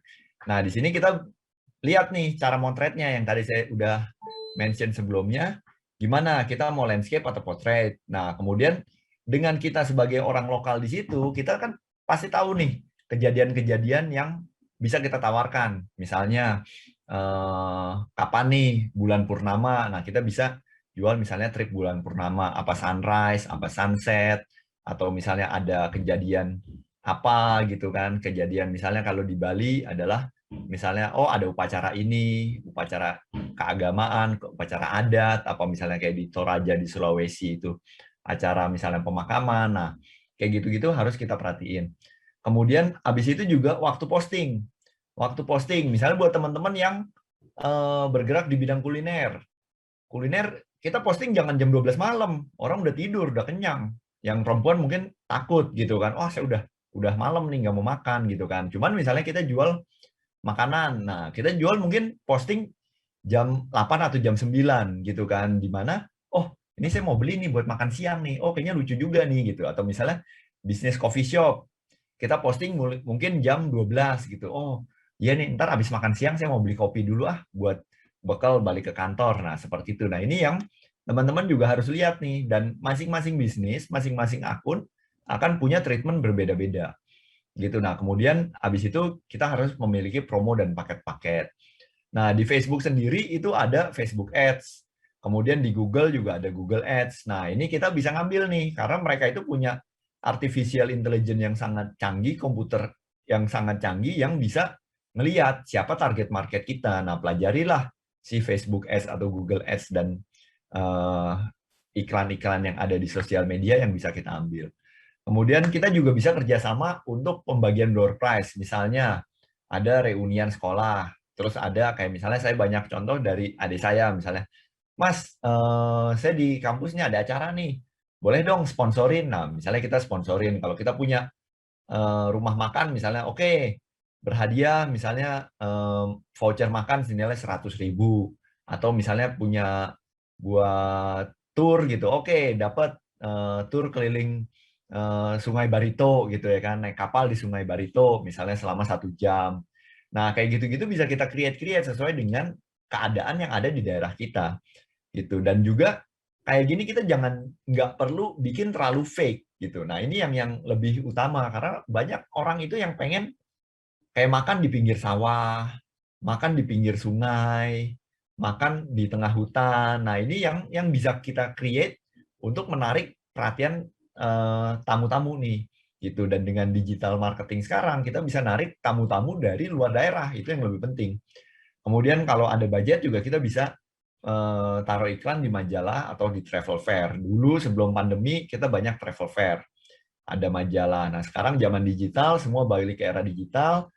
Misalnya kita bisa ngikut ke webinar-webinar, atau misalnya sekarang ada online travel fair. Nah, gitu-gitu bisa kita cari. Banyak kok masih di ini. Kemudian juga banyak sekarang kayak event-event yang diselenggarakan sama komunitas-komunitas. Nah, itu bisa kita kejar untuk promosinya gitu. Nah, sekarang gimana cara melakukan kolaborasi dengan selebgram-selebgram? Nah, tips saya yang pertama adalah carilah orang-orang yang udah deket nih sama lokasi kita gitu. Misalnya, oh nih orang udah dari Jakarta terbang ke Kalimantan. Nah, bisa kita cari. Gimana cara carinya? Kayak di Instagram kan kita bisa ketik hashtag. Misalnya mereka apa? Kita ketik hashtag misalnya Kalimantan, Borneo. Kemudian kita cari misalnya ada Kalimantan Utara, Kalimantan Selatan, Kalimantan yang lain, atau kota-kota besar Palangkaraya, yang lain-lain. Nah, berarti kan mereka udah sedikit lebih dekat dari lokasi kita, gitu kan. Ya kalau udah bisa misalnya di Muara Tewe, gini-gini lebih bagus. Tapi kita misalnya cari yang mereka udah traveling ke dekat-dekat lokasi kita, dari situ jangan malu-malu. Namanya kita jualan, ya kita harus menawarkan produk kita kirimlah misalnya message. Cuman ingat juga, kita harus sopan santun nih, gitu kan. Halo, selamat siang Kak. Kami dari ini, kami punya ini. Boleh nggak kita nawarin kerja sama bareng, kolaborasi lah sekarang bahasa kerennya, gitu kan. Nah, seperti itu. Kedua, kita juga harus cari orang-orang yang sesuai sama target pasar kita nih. Kita mau bidiknya pasar apa, gitu kan. Kita misalnya mau jualan makanan, carilah misalnya chef-chef, apa yang Next Carlos yang biasa food blogger ini. Nah, itu juga bisa kita lihat. Jangan hanya melihat dari jumlah followernya. Kemudian juga kita bisa bikin event-event yang ngundang orang-orang yang memiliki grup, misalnya kayak wedding organizer. Kemudian kita juga buat misalnya bank kadang-kadang mereka bikin division meeting atau team building. Nah, ini kita bisa undang mereka ke tempat kita atau ke daerah kita. Nah, ini yang tips and triknya. Buat saya, tolong bedain antara Facebook atau akun Instagram atau akun TikTok dan lain-lainnya yang pribadi dan bisnis.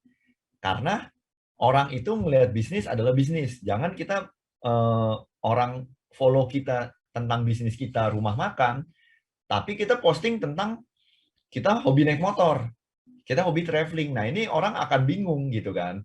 Nah, kalau kita hobi makan, kita posting, misalnya kita belanja ke pasar, kita pilih produk-produk dari, kalau sekarang kan banyak istilahnya kayak natural resource, misalnya kayak orang yang nggak mau pakai pestisida, ininya berasalkan dari kompos, pupuknya natural, organik, gini. Nah, ini yang bisa kita angkat untuk jualan di digital kita, gitu. Jadi, tolong akun bisnis sama akun pribadi jangan dijadiin satu, gitu kan. Kalau akun pribadi kan bisa kita lagi main sama keluarga, punya kucing, punya ini, ya kan, punya anak, ya kan, atau kita lagi sekolah, kita bisa posting itu. Tapi kalau di akun pribadi jangan. Yang mau jualan online juga pisahin, bikin akun baru mulai dari awal. Nah, jangan kita, sayang nih saya udah punya follower, bikin aja dari awal. Itu hasilnya di jangka panjang akan lebih baik. Nah, do and don'ts-nya untuk terakhir, yang saran dari saya adalah, kalau kita tujuannya untuk digital marketing, kita tujuannya untuk berjualan, jangan masukin konten-konten yang negatif. Jangan komen-komen, atau misalnya, waduh ini PPKM, kapan kita bisa balik lagi, gini, itu jangan. Kita selalu positif, kita selalu positive thinking, kita selalu share yang positif.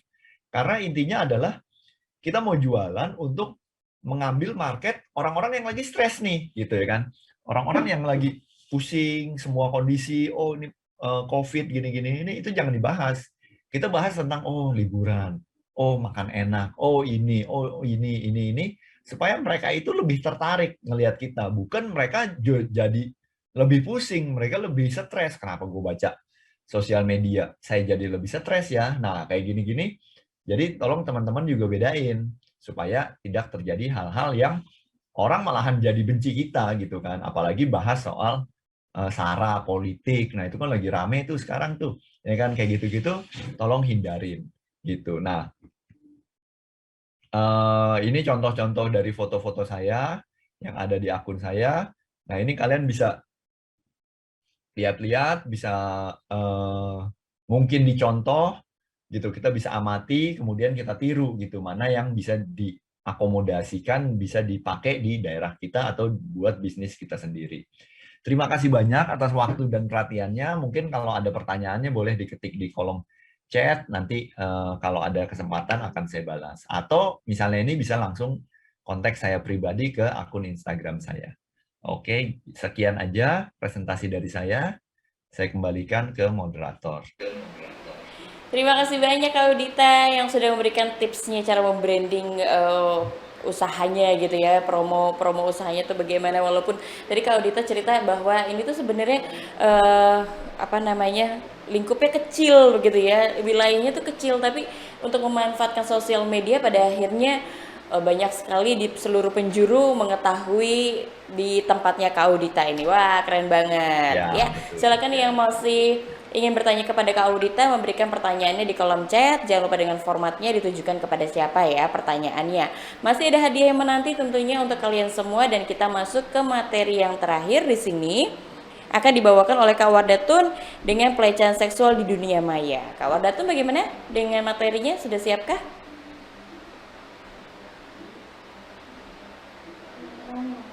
Ya, dipersilakan. Assalamualaikum warahmatullahi wabarakatuh. Perkenalkan, nama saya Wardatun Nurjamila ST, biasa dipanggil Warda. Saya adalah Ketua dari Komite Nasional Pemuda Indonesia DPD KNPI Barito Utara. Pada kesempatan kali ini, izinkan saya mengucapkan selamat Hari Raya Idul Adha buat teman-teman yang merayakan. Mudah-mudahan dengan kurban segala kita dimulai dari yang baru lagi, dan mohon maaf lahir batin juga buat semuanya.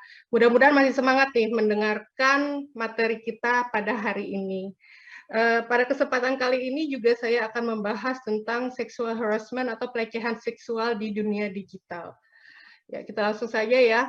Apa sih yang dimaksud dengan sexual harassment itu? Sexual harassment merupakan perilaku yang berorientasi atau mengarah kepada hal-hal yang berkonotasi seksual, bisa berupa lelucon atau ujaran-ujaran jorok yang bersifat vulgar. Tindakan menggoda serta melakukan isyarat-isyarat tertentu yang mengarah pada kegiatan seksual baik secara verbal dan non-verbal. Pada umumnya, kasus pelecehan seksual terjadi pada kaum perempuan, namun sebenarnya pelecehan seksual itu tidak mengenal yang namanya gender, jadi itu bisa menyerang kepada kaum lelaki ataupun kaum perempuan, anak-anak ataupun bahkan orang dewasa. Tidak mengenal waktu dan tempat, bahkan even sekarang di media sosial pun itu bisa terjadi pelecehan seksual. Nah, yang termasuk sexual harassment di dunia digital itu seperti apa? Sebenarnya ada banyak, tapi aku mengelompokkannya menjadi 3 kelompok, yaitu ada defamation, flaming, dan revenge form. Nah, yang dimaksud dengan defamation itu adalah pencemaran nama baik yang dilakukan secara beramai-ramai, seperti spamming atau komentar tidak pantas yang ditinggalkan di feed atau status media sosial seseorang. Seringkali pelaku ini menganggap komen yang dia tulis itu bukanlah pelecehan, tapi hanya candaan. Nih, seperti contoh yang aku tampilkan di sini adalah aku ambil dari atlet jiu-jitsu Vina Filipi. Dia memposting foto pada saat dia bertanding di sebuah kejuaraan jiu-jitsu internasional. Di sini kalau dan dia memenangkan hal tersebut kayak gitu, memenangkan pertandingan tersebut. Bukannya status komen yang didapat itu bukannya ucapan celebrate, tapi ada komen dari followers dia yang mengeluarkan kata-kata yang tidak pantas, misalnya toketnya mungkin ya, toketnya ketendang. Dan ini sebenarnya di luar pemikiran dia dan itu menyinggung dia karena tidak ada dia memposting foto tersebut bukan sesuatu yang ingin dicaci maki atau apa dan bukan sesuatu yang vulgar juga foto yang diposting tersebut. Nah, dan ini mendapat respon sebenarnya dari Vina, tapi orang tersebut menganggap komennya itu adalah bercandaan. Nah, ini yang kadang kita harus bisa memilah komen-komen kita itu melakukan pelecehan seksual atau tidak. Kadang kita bercandaan itu belum tentu semua orang bisa menerima candaan kita. Nah, lain lagi kemarin juga kalau kita masih ingat sekitar 2 tahun yang lalu, ini sempat ramai juga di dunia Instagram. Kalau kalian ingat, ada atlet Jonathan, siapa aku lupa, kalau nggak salah atlet badminton, dia menselebrate kemenangan dia dengan membuka baju. Dan foto itu diunggah dialah ke akun Instagramnya dia. Dan mohon maaf, ini banyak kaum hawa yang memberikan komen-komen yang tidak pantas di status Instagram dia tersebut. Yang aku ingat, sebenarnya aku mau posting, cuman terlalu vulgar. Aku pun membaca itu tuh terlalu vulgar, tapi yang aku ingat, aku melihat foto ini, rahimku jadi menghangat, dan itu diposting oleh seorang perempuan yang notabene akun dia itu akun pribadinya dia dan tidak terblok sama sekali. Nah, itulah yang maksud saya, kita pelecehan seksual ini bisa dialami oleh siapa saja. Memang kebanyakan pelecehan seksual ini hampir 90% dialami oleh kaum hawa. Kemudian yang kedua adalah flaming. Flaming merupakan tindakan mengirim pesan pribadi ke orang lain yang isinya bisa berupa hinaan, bahkan pengiriman foto-foto terkait privasi tubuh yang diiringi dengan cat godaan serta ajakan yang mengarah ke hubungan seksual. Ini aku mengambil contoh, ada screenshot WA dari supir Gojek online mengchat pribadi customer-nya dengan kata-kata yang tidak pantas. Dan pengalaman pribadiku sendiri pun, kebetulan dulu aku sempat menerima membuka akun Facebook Messenger-ku, karena Facebook itu lumayan terbuka, tidak seperti IG ya, dari manapun, dan sudah lama, jadi kadang ada pesan-pesan yang masuk ke Facebook Messenger itu, dia tiba-tiba mengirim, mohon maaf ini, alat kelaminnya. Kita bicara terbuka aja, tapi inilah yang terjadi di dunia sosial sekarang, di dunia media sosial, di dunia digital. Ini serba terbuka. Pada saat itu, terus terang, aku kaget, karena ini pertama kalinya aku menerima pesan yang seperti itu dengan latar belakang akun Facebook. Aku tidak pernah memposting sesuatu yang macam-macam, tapi kenapa tiba-tiba orang bisa menchat aku dengan sesuatu yang tidak senonoh. Jadi, ini tidak harus, pada saat itu aku cuma langsung melakukan pemblokiran pada akun tersebut. Kemudian juga ada yang namanya revenge porn.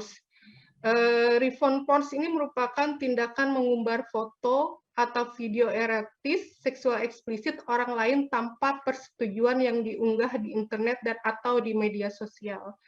Beberapa di antaranya bahkan dijual ke penyedia situs porno.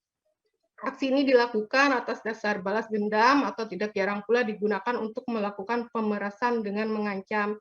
Biasanya seksual eksplisit ini bahkan disertai dengan informasi pribadi termasuk nama orang, alamat, bahkan akun media sosial korban. Di sini aku mengambil contoh itu, kalau kalian ingat tahun 2013 kalau nggak salah, bentar ya, 2013 itu pernah ada kasus Amanda Todd, kalian bisa cari di YouTube, ada videonya itu, dia mengalami kasus revenge porn ini pada saat dia melakukan webcam dengan seseorang. Jadi webcam itu pada saat itu entah bagaimana dia dirayu oleh seseorang itu, akhirnya mengirimkan foto yang tidak senonoh, dan Amanda Todd ini hanya berumur, kalau tidak salah waktu itu umur 13 atau 14 tahun. Ternyata foto yang dikirim dia itu akhirnya tersebar ke dunia maya, ke dunia yang di sekitar-sekitarnya, sehingga mengakibatkan dia ini mengakibatkan dia ini mengalami bullying oleh orang-orang. Bukannya dia ini sebagai korban itu dibantu, tapi malahan dia mengalami komen-komen di akun Facebook-nya itu yang tidak senonoh. Makanya, kamu kenapa kayak gitu? Ini anak di bawah umur mengalami hal seperti itu, tapi begitu orang sudah tahu hal pribadi dia dikomen hal-hal yang macam-macam yang akhirnya pada tahun 2013 kalau tidak salah, pada 2012 2013 dia memutuskan untuk bunuh diri. Dan inilah revenge porn ini seringkali mengakibatkan kematian, terutama bunuh diri kepada korbannya karena kurangnya dukungan terhadap korban-korban yang mengalami pelecehan seksual. Misalnya juga kalau di Indonesia kita baru saja masih ingat dong kalian dengan kasus yang menimpa artis Giselle Anastasia. Giselle itu tiba-tiba tiba-tiba video pribadinya yang berhubungan seksual dengan seseorang itu tersebar di dunia maya. Kalau kita lihat waktu baru tersebar itu, kalau kita lihat di komen status Instagramnya dia, macam-macam nih komen orang. Ada yang mengatakannya macam-macam, ada yang mengatakan murahan, ada yang mengatakan ini, itu segala macam. Dan memang kita syukurilah masih ada yang mensupport Giselle di antara followers-nya itu. Kayak gitu. Jadi Giselle memiliki, nasib Giselle dan Amanda Todd itu nasib yang berbeda-beda. Jadi Giselle memiliki supporting system yang sangat bagus sehingga dia bisa mengatasi masalah revenge porn yang dialami dia itu sehingga dia bisa bangkit kembali walaupun pelan-pelan kayak gitu. Walaupun ya kemanapun yang namanya dia pergi, orang pasti akan ingat terus dengan apa yang telah terjadi sebelumnya dengan telah terblow up-nya kasus video seksualnya tersebut. Kemudian juga ini dari 3 masalah yang ada di dunia media sosial. Kemudian bagaimana cara menghindari sexual harassment di dunia digital? Banyaklah, itu banyak, tapi menurut aku ini ada beberapa yang perlu kita pikirkan, terutama misalnya berpikir sebelum memposting sesuatu ke akun media sosial. Media sosial ini sesuatu yang sangat terbuka sekarang karena jangan berpikir, nanti aku masih bisa hapus kok, walaupun aku posting sebentar. Salah kalian. Walaupun kalian jangan berpikir follower aku dikit nggak ada yang memperhatikan itu. Jangan pernah berpikir seperti itu. Postingan kalian itu adalah sesuatu untuk masa depan kalian nantinya. Belum tentu yang kalian posting sekarang itu tidak akan memberikan efek kepada kalian ke depannya. Ini adalah sesuatu yang disimpan secara terus-menerus ke di dunia digital. Kemudian juga, maaf ini nggak ngerti kenapa screen-nya terpindah-pindah terus. Kemudian tidak mengirim foto atau video vulgar kepada siapapun. Ini sangat penting. Tadi sudah kita punya contoh dari Amanda Todd. Dari awalnya dia mengirim cuma foto payudaranya kepada teman yang dia kenal di akun chat pada saat itu. Kemudian tidak mengambil foto atau video pribadi yang erotis dan vulgar. Be careful with your device. Nah, ini sangat penting teman-teman. Dua ini ada sesuatu yang sangat berhubungan karena foto kita saking mudahnya teknologi sekarang kita menyimpan sesuatu itu semua ada disebar di foto. Kita tidak tahu foto yang kita ambil itu seperti apa, apakah nanti akan berefek seperti apa, kita tidak pernah tahu. Tapi yang pasti kita harus hati-hati dengan yang namanya handphone kita. Teknologi itu memang memudahkan kita, tapi juga kalau kita salah dalam penggunaannya akan mempersulit kita.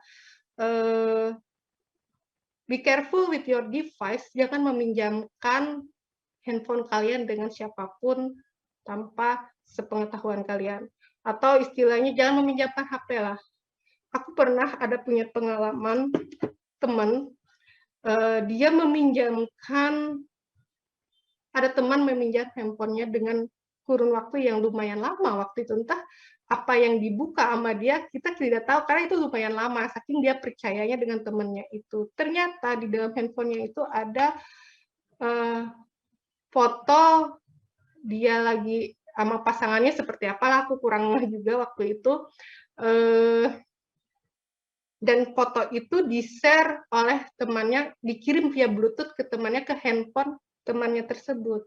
Kemudian temannya ini mengedarkan foto itu ke teman-teman yang lain, dan akhirnya ini membuat teman aku itu kaget, kok bisa foto itu tersebar ke orang lain, sedangkan dia merasa tidak pernah menyebarkan foto tersebut. Nah, itulah yang terjadi. Makanya hati-hati dengan device kalian, jangan sembarangan meminjamkannya ya. Kemudian juga kalau kalian menjual, harus yakin kalau handphone itu sudah bersih, karena sekarang itu semakin canggih, data-data yang ada di handphone itu bisa diambil dengan gampangnya. Kemudian juga yang terakhir itu adalah tidak sembarang login. Kita punya akun, setiap sekarang ya, kita mempunyai handphone itu mempunyai backup akun itu di email-email, dan tanpa kita sadari kadang email itu sudah menyimpan foto-foto yang kita ambil di handphone kita, baik itu di iCloud ataupun Google Share. Nah, ini yang kalian jangan sampai membuka itu di misalnya di warnet, masih ada warnet nggak sih, atau di laptop kantor, di handphone kantor, atau di sekolah, atau di web sekolah, di perpustakaan sekolah. Itu jangan pernah membuka akun-akun pribadi kalian seperti email ataupun akun media sosial kalian itu di tempat-tempat umum. Nah, kemudian itu yang terakhir, terus kita juga akan menanggapi bagaimana sih cara bijak menanggapi sexual harassment di media digital. Kita sadari, walaupun kita sudah melakukan penyaringan supaya kita tidak mengalami pelecehan seksual, tapi yang namanya dunia digital itu sangat terbuka.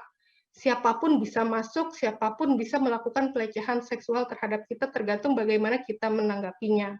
Nah, cara bijak menanggapinya sekarang itu akun media sosial, contohnya itu sudah memiliki beberapa fasilitas yang bisa kita manfaatkan untuk menghindari pelecehan seksual atau tidak menampilkan pelecehan seksual di akun media sosial kita tersebut.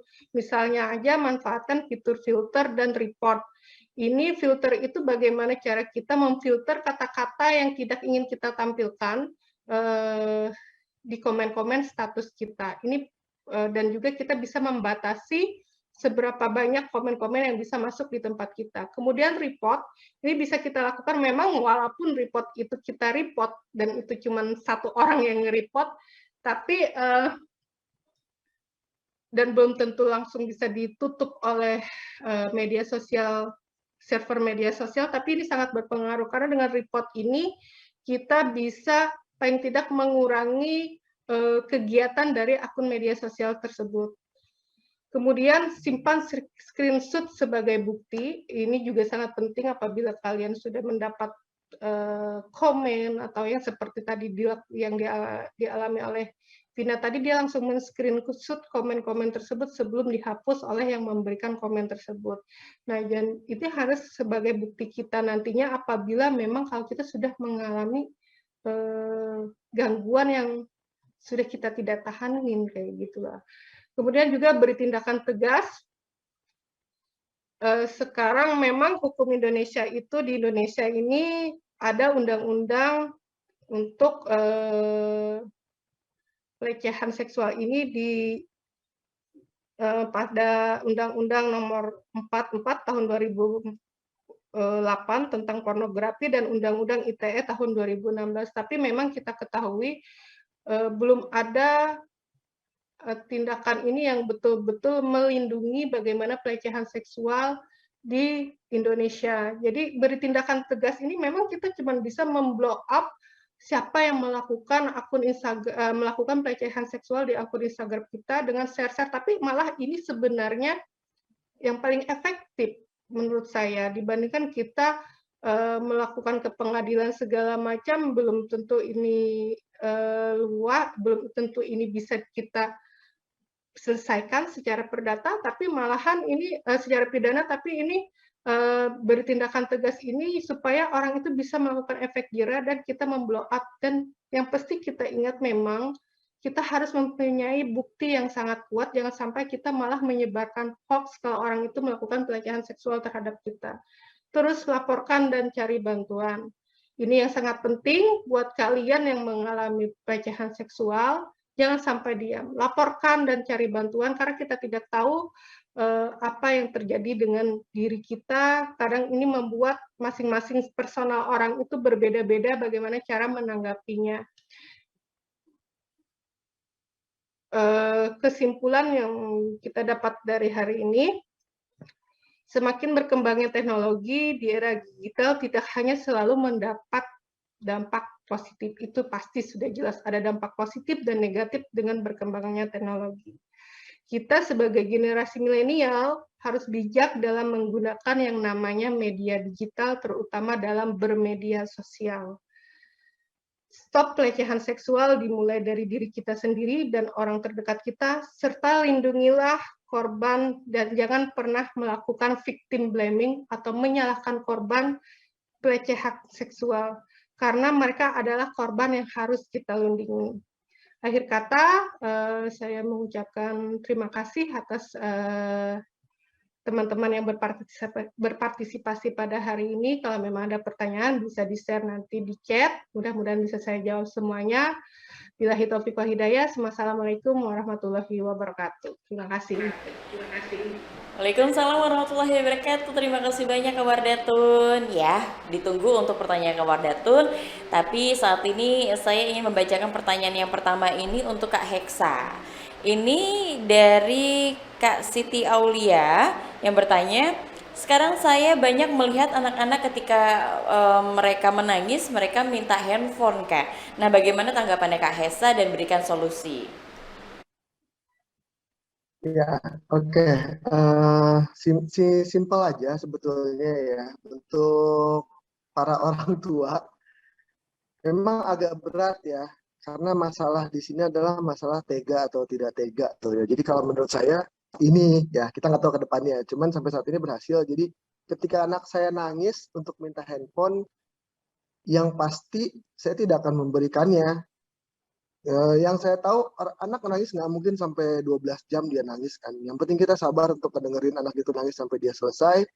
Setelah itu kita jelaskan, kita kasih tahu dampaknya seperti apa. Kemudian setelah itu lambat laun dia akan mengerti bahwa dia hidup dalam peraturan saya, bukan kita hidup dalam peraturan anak saya gitu. Jadi lambat laun dia akan mengerti dan akhirnya sampai saat ini saya juga sangat bersyukur ya, alhamdulillah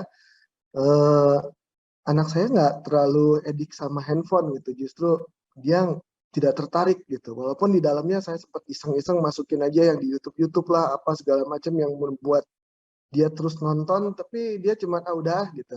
Aku mau main gitu. Jadi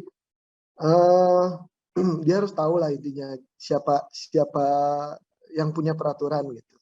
Asalkan kita tegas dan tega sebenarnya. Toh hasilnya untuk anak juga kan, bukan untuk diri kita sendiri gitu. Dari Kak Siti Aulia beri ketegasan begitu ya Kak Heksa ya. Sebagai orang tua mungkin ya sekali lagi bisa jadi nggak tega mungkin biasanya sih, cuma kayaknya kita perlu latihan itu semua. Kita perlu latihan itu semua untuk sekali lagi untuk kebaikan anak kita sendiri ya Kak Heksa ya. Baik, terima kasih Kak Heksa. Kita berlanjut untuk pertanyaan selanjutnya untuk Kak Salwa di sini. Kak Salwa, ini pertanyaannya dari Kak Ara Dardian ya. Dengan pertanyaannya, bagaimana cara kita mendidik generasi muda yang saat ini lebih cenderung kurang memahami informasi yang ada sehingga dapat menyebabkan timbulnya berita hoax berupa sara, dan adakah hal-hal yang dapat mempengaruhi generasi muda tersebut untuk tidak berlaku seperti itu? Seperti apa, Kak Sal?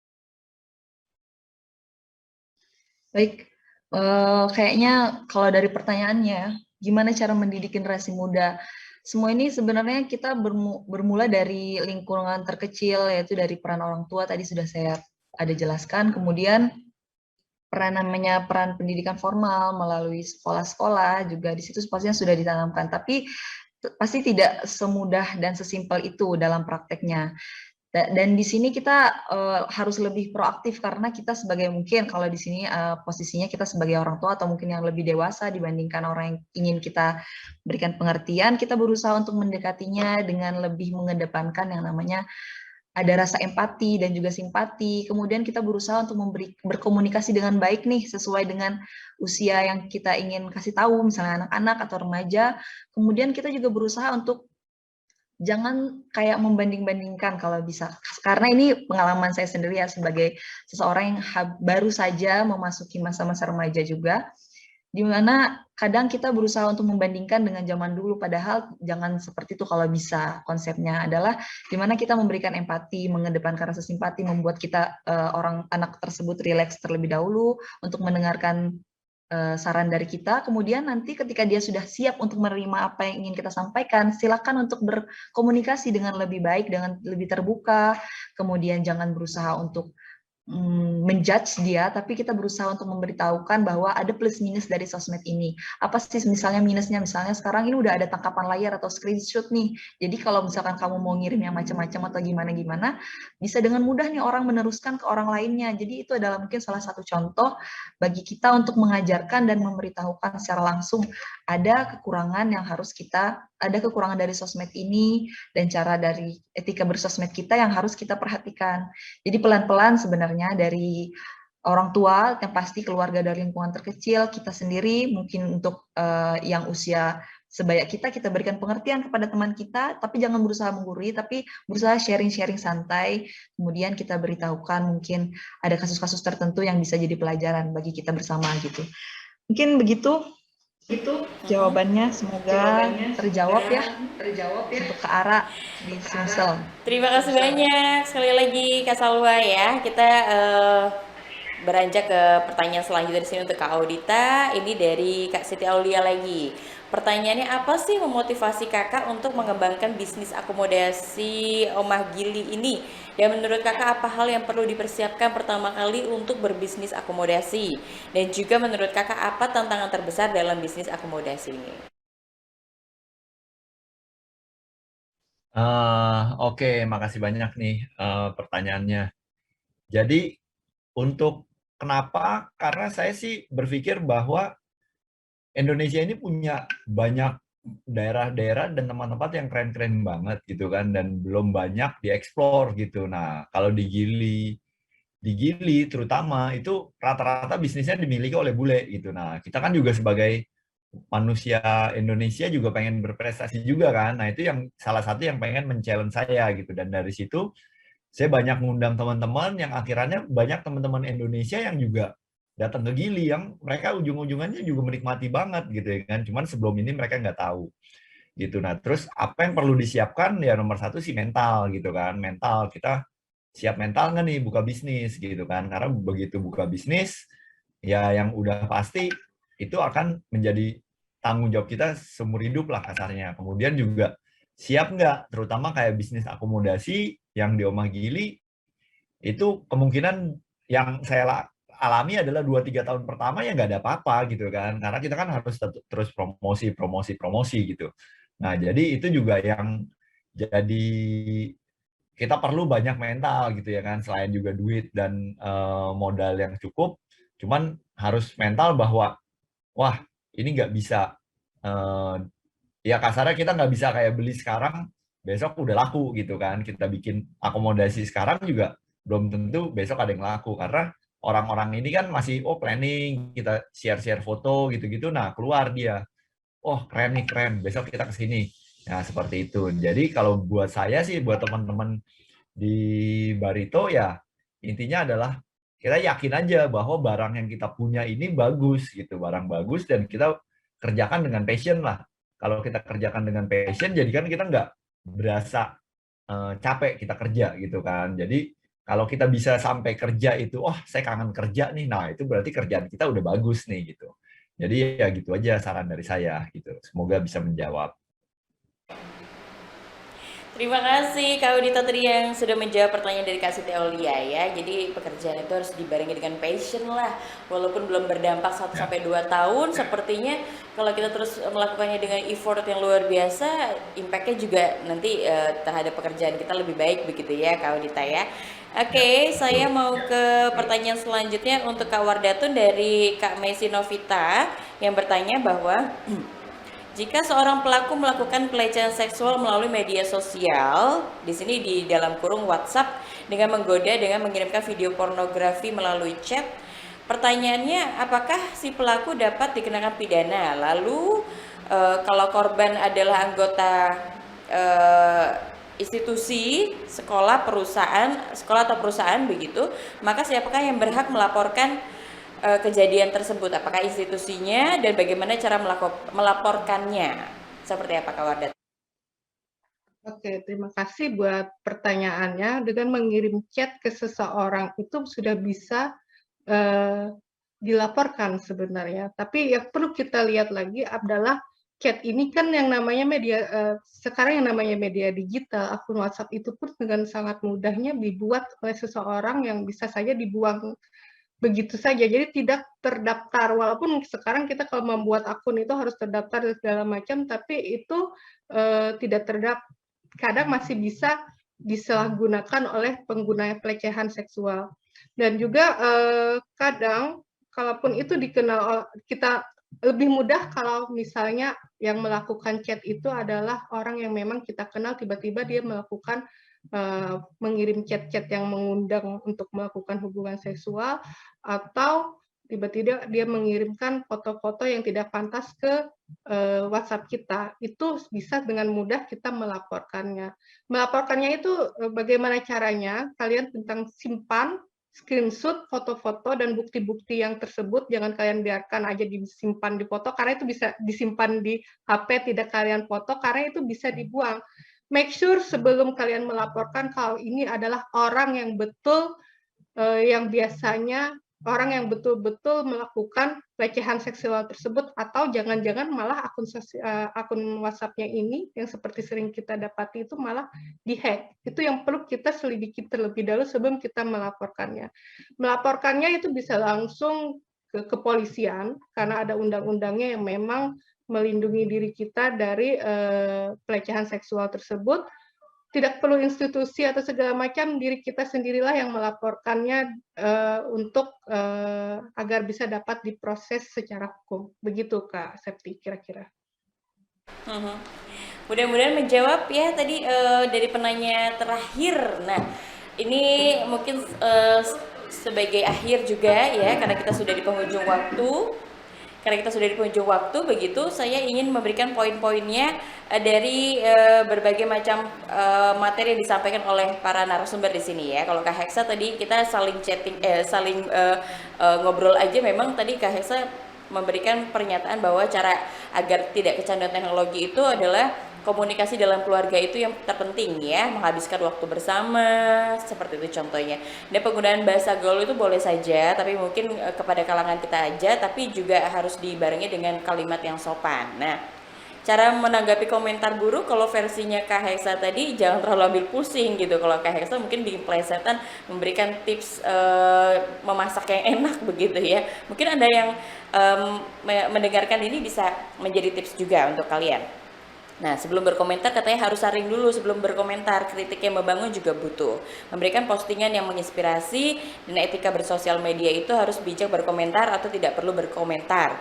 Tunjukkan kalau misalnya negara Indonesia ini memiliki masyarakat yang bijak dalam bersosial media ya. Kalau Kak Salwa tadi berkenalan dengan etika digital melalui media sosial, yang pertama berpikir dalam menggunakan sosial media. Ditambah juga tadi ada peran orang tua memiliki peran besar dalam pengenalan etika digital kepada anak-anak, dan buatlah postingan yang positif, hindari menyebarkan sara pornografi dan juga aksi kekerasan ya. Cross check kebenaran dulu itu diperlukan. Dan dari Kak Audita tadi yang tips dan trik mengembangkan usaha akomodasi melalui media sosial, kalau misalnya menurut versinya Kak Audita tadi pengenalan produk itu penting sekali. Branding produk yang baik itu mungkin contohnya memotret dan juga menonjolkan spot-spot yang keren dari usaha kita ya. Lakukan promo dan lakukan kolaborasi. Salah satunya mungkin bisa menggandeng selebgram, dan jangan melakukan komen negatif dengan akun sosial media sosial kita tentunya ya.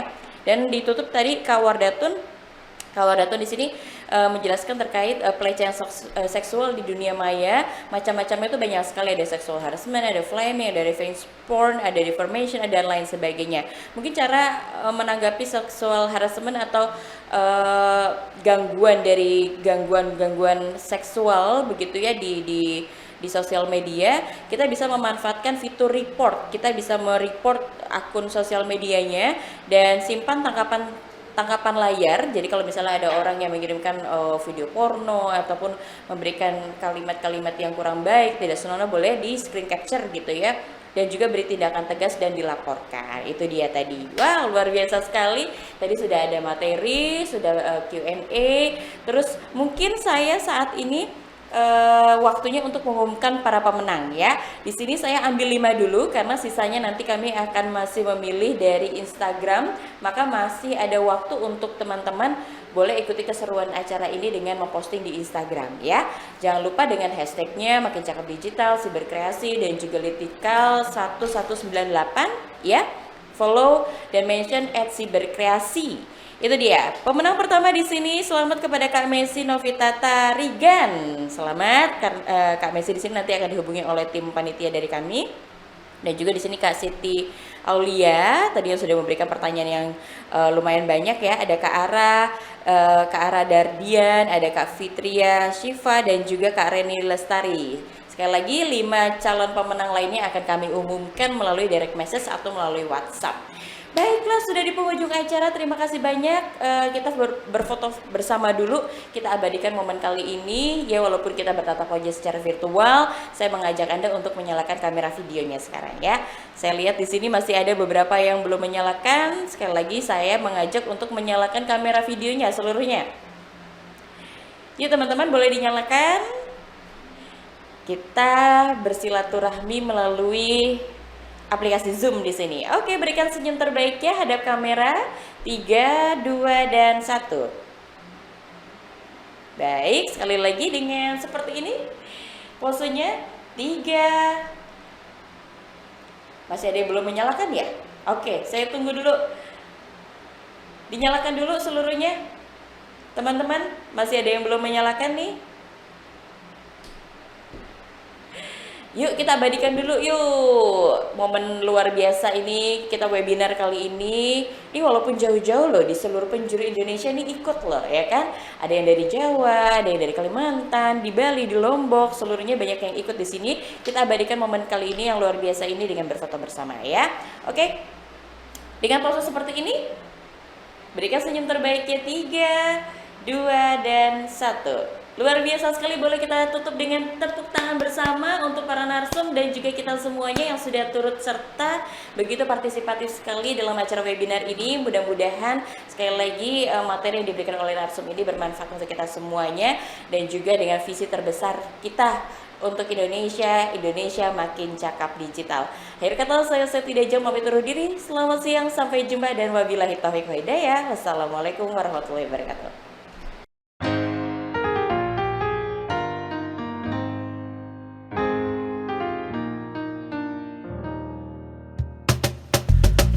Tolong aku melolong, baca sosmed bikin aku bengong.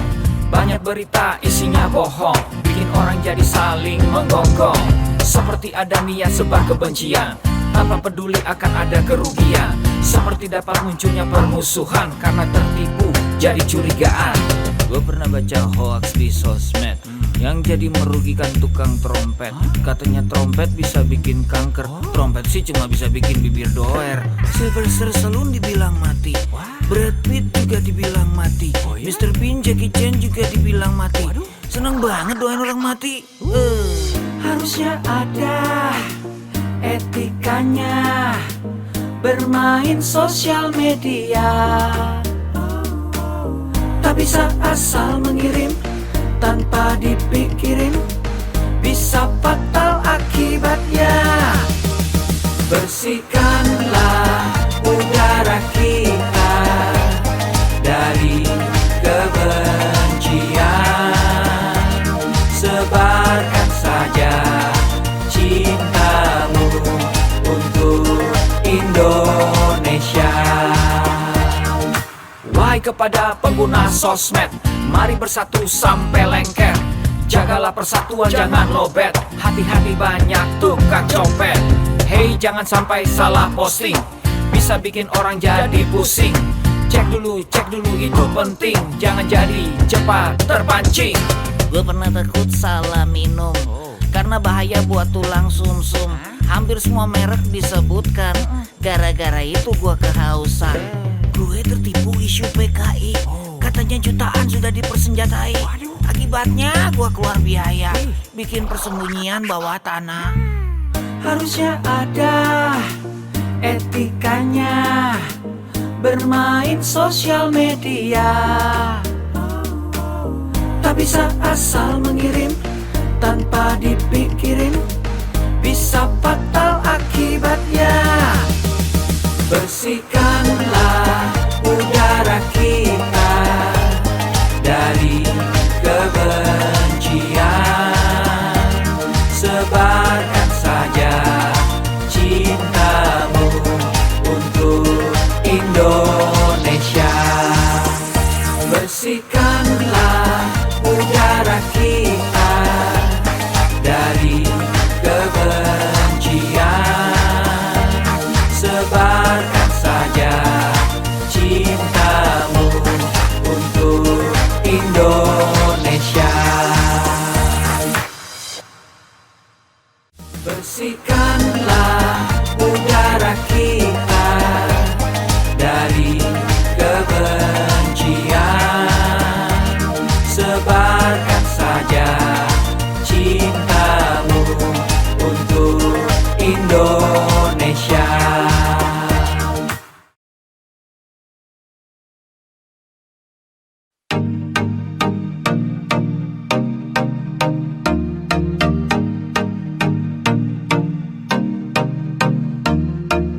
Cek dulu, cek dulu. Cek dulu, cek dulu. Yo, kini saatnya kita harus tambah pintar. Jangan jadi orang yang mudah sebar-sebar, karena belum tentu itu berita benar. Kalau nggak ngerti, ayo belajar. Mulailah curiga jika sudah suruh-suruh. Sebarkanlah, hey, tunggu dulu. Periksalah kalimat, kok banyak tanda seru. Banyak huruf besar, mata gue jadi ngilu. Coba dicari beritanya dulu, mendingan begitu daripada keliru.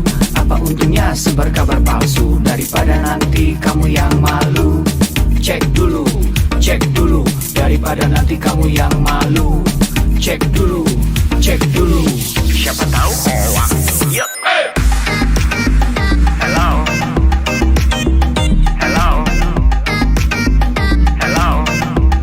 Siapa tahu hoax. Yup. Hello.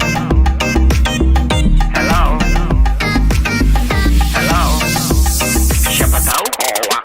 Hoax itu konten yang negatif, tujuannya itu ya provokatif. Paling cocok buat orang yang sensitif. Kalau ke gue ya gak efektif, tapi semua suka yang positif. Misalnya video yang inspiratif, meme yang lucu, itu juga sip. Positif, kreatif, dan produktif. Coba dicari beritanya dulu, mendingan begitu daripada keliru. Apa untungnya sebar kabar palsu, daripada nanti kamu yang malu. Cek dulu, daripada nanti kamu yang malu. Cek dulu, siapa tahu hoax.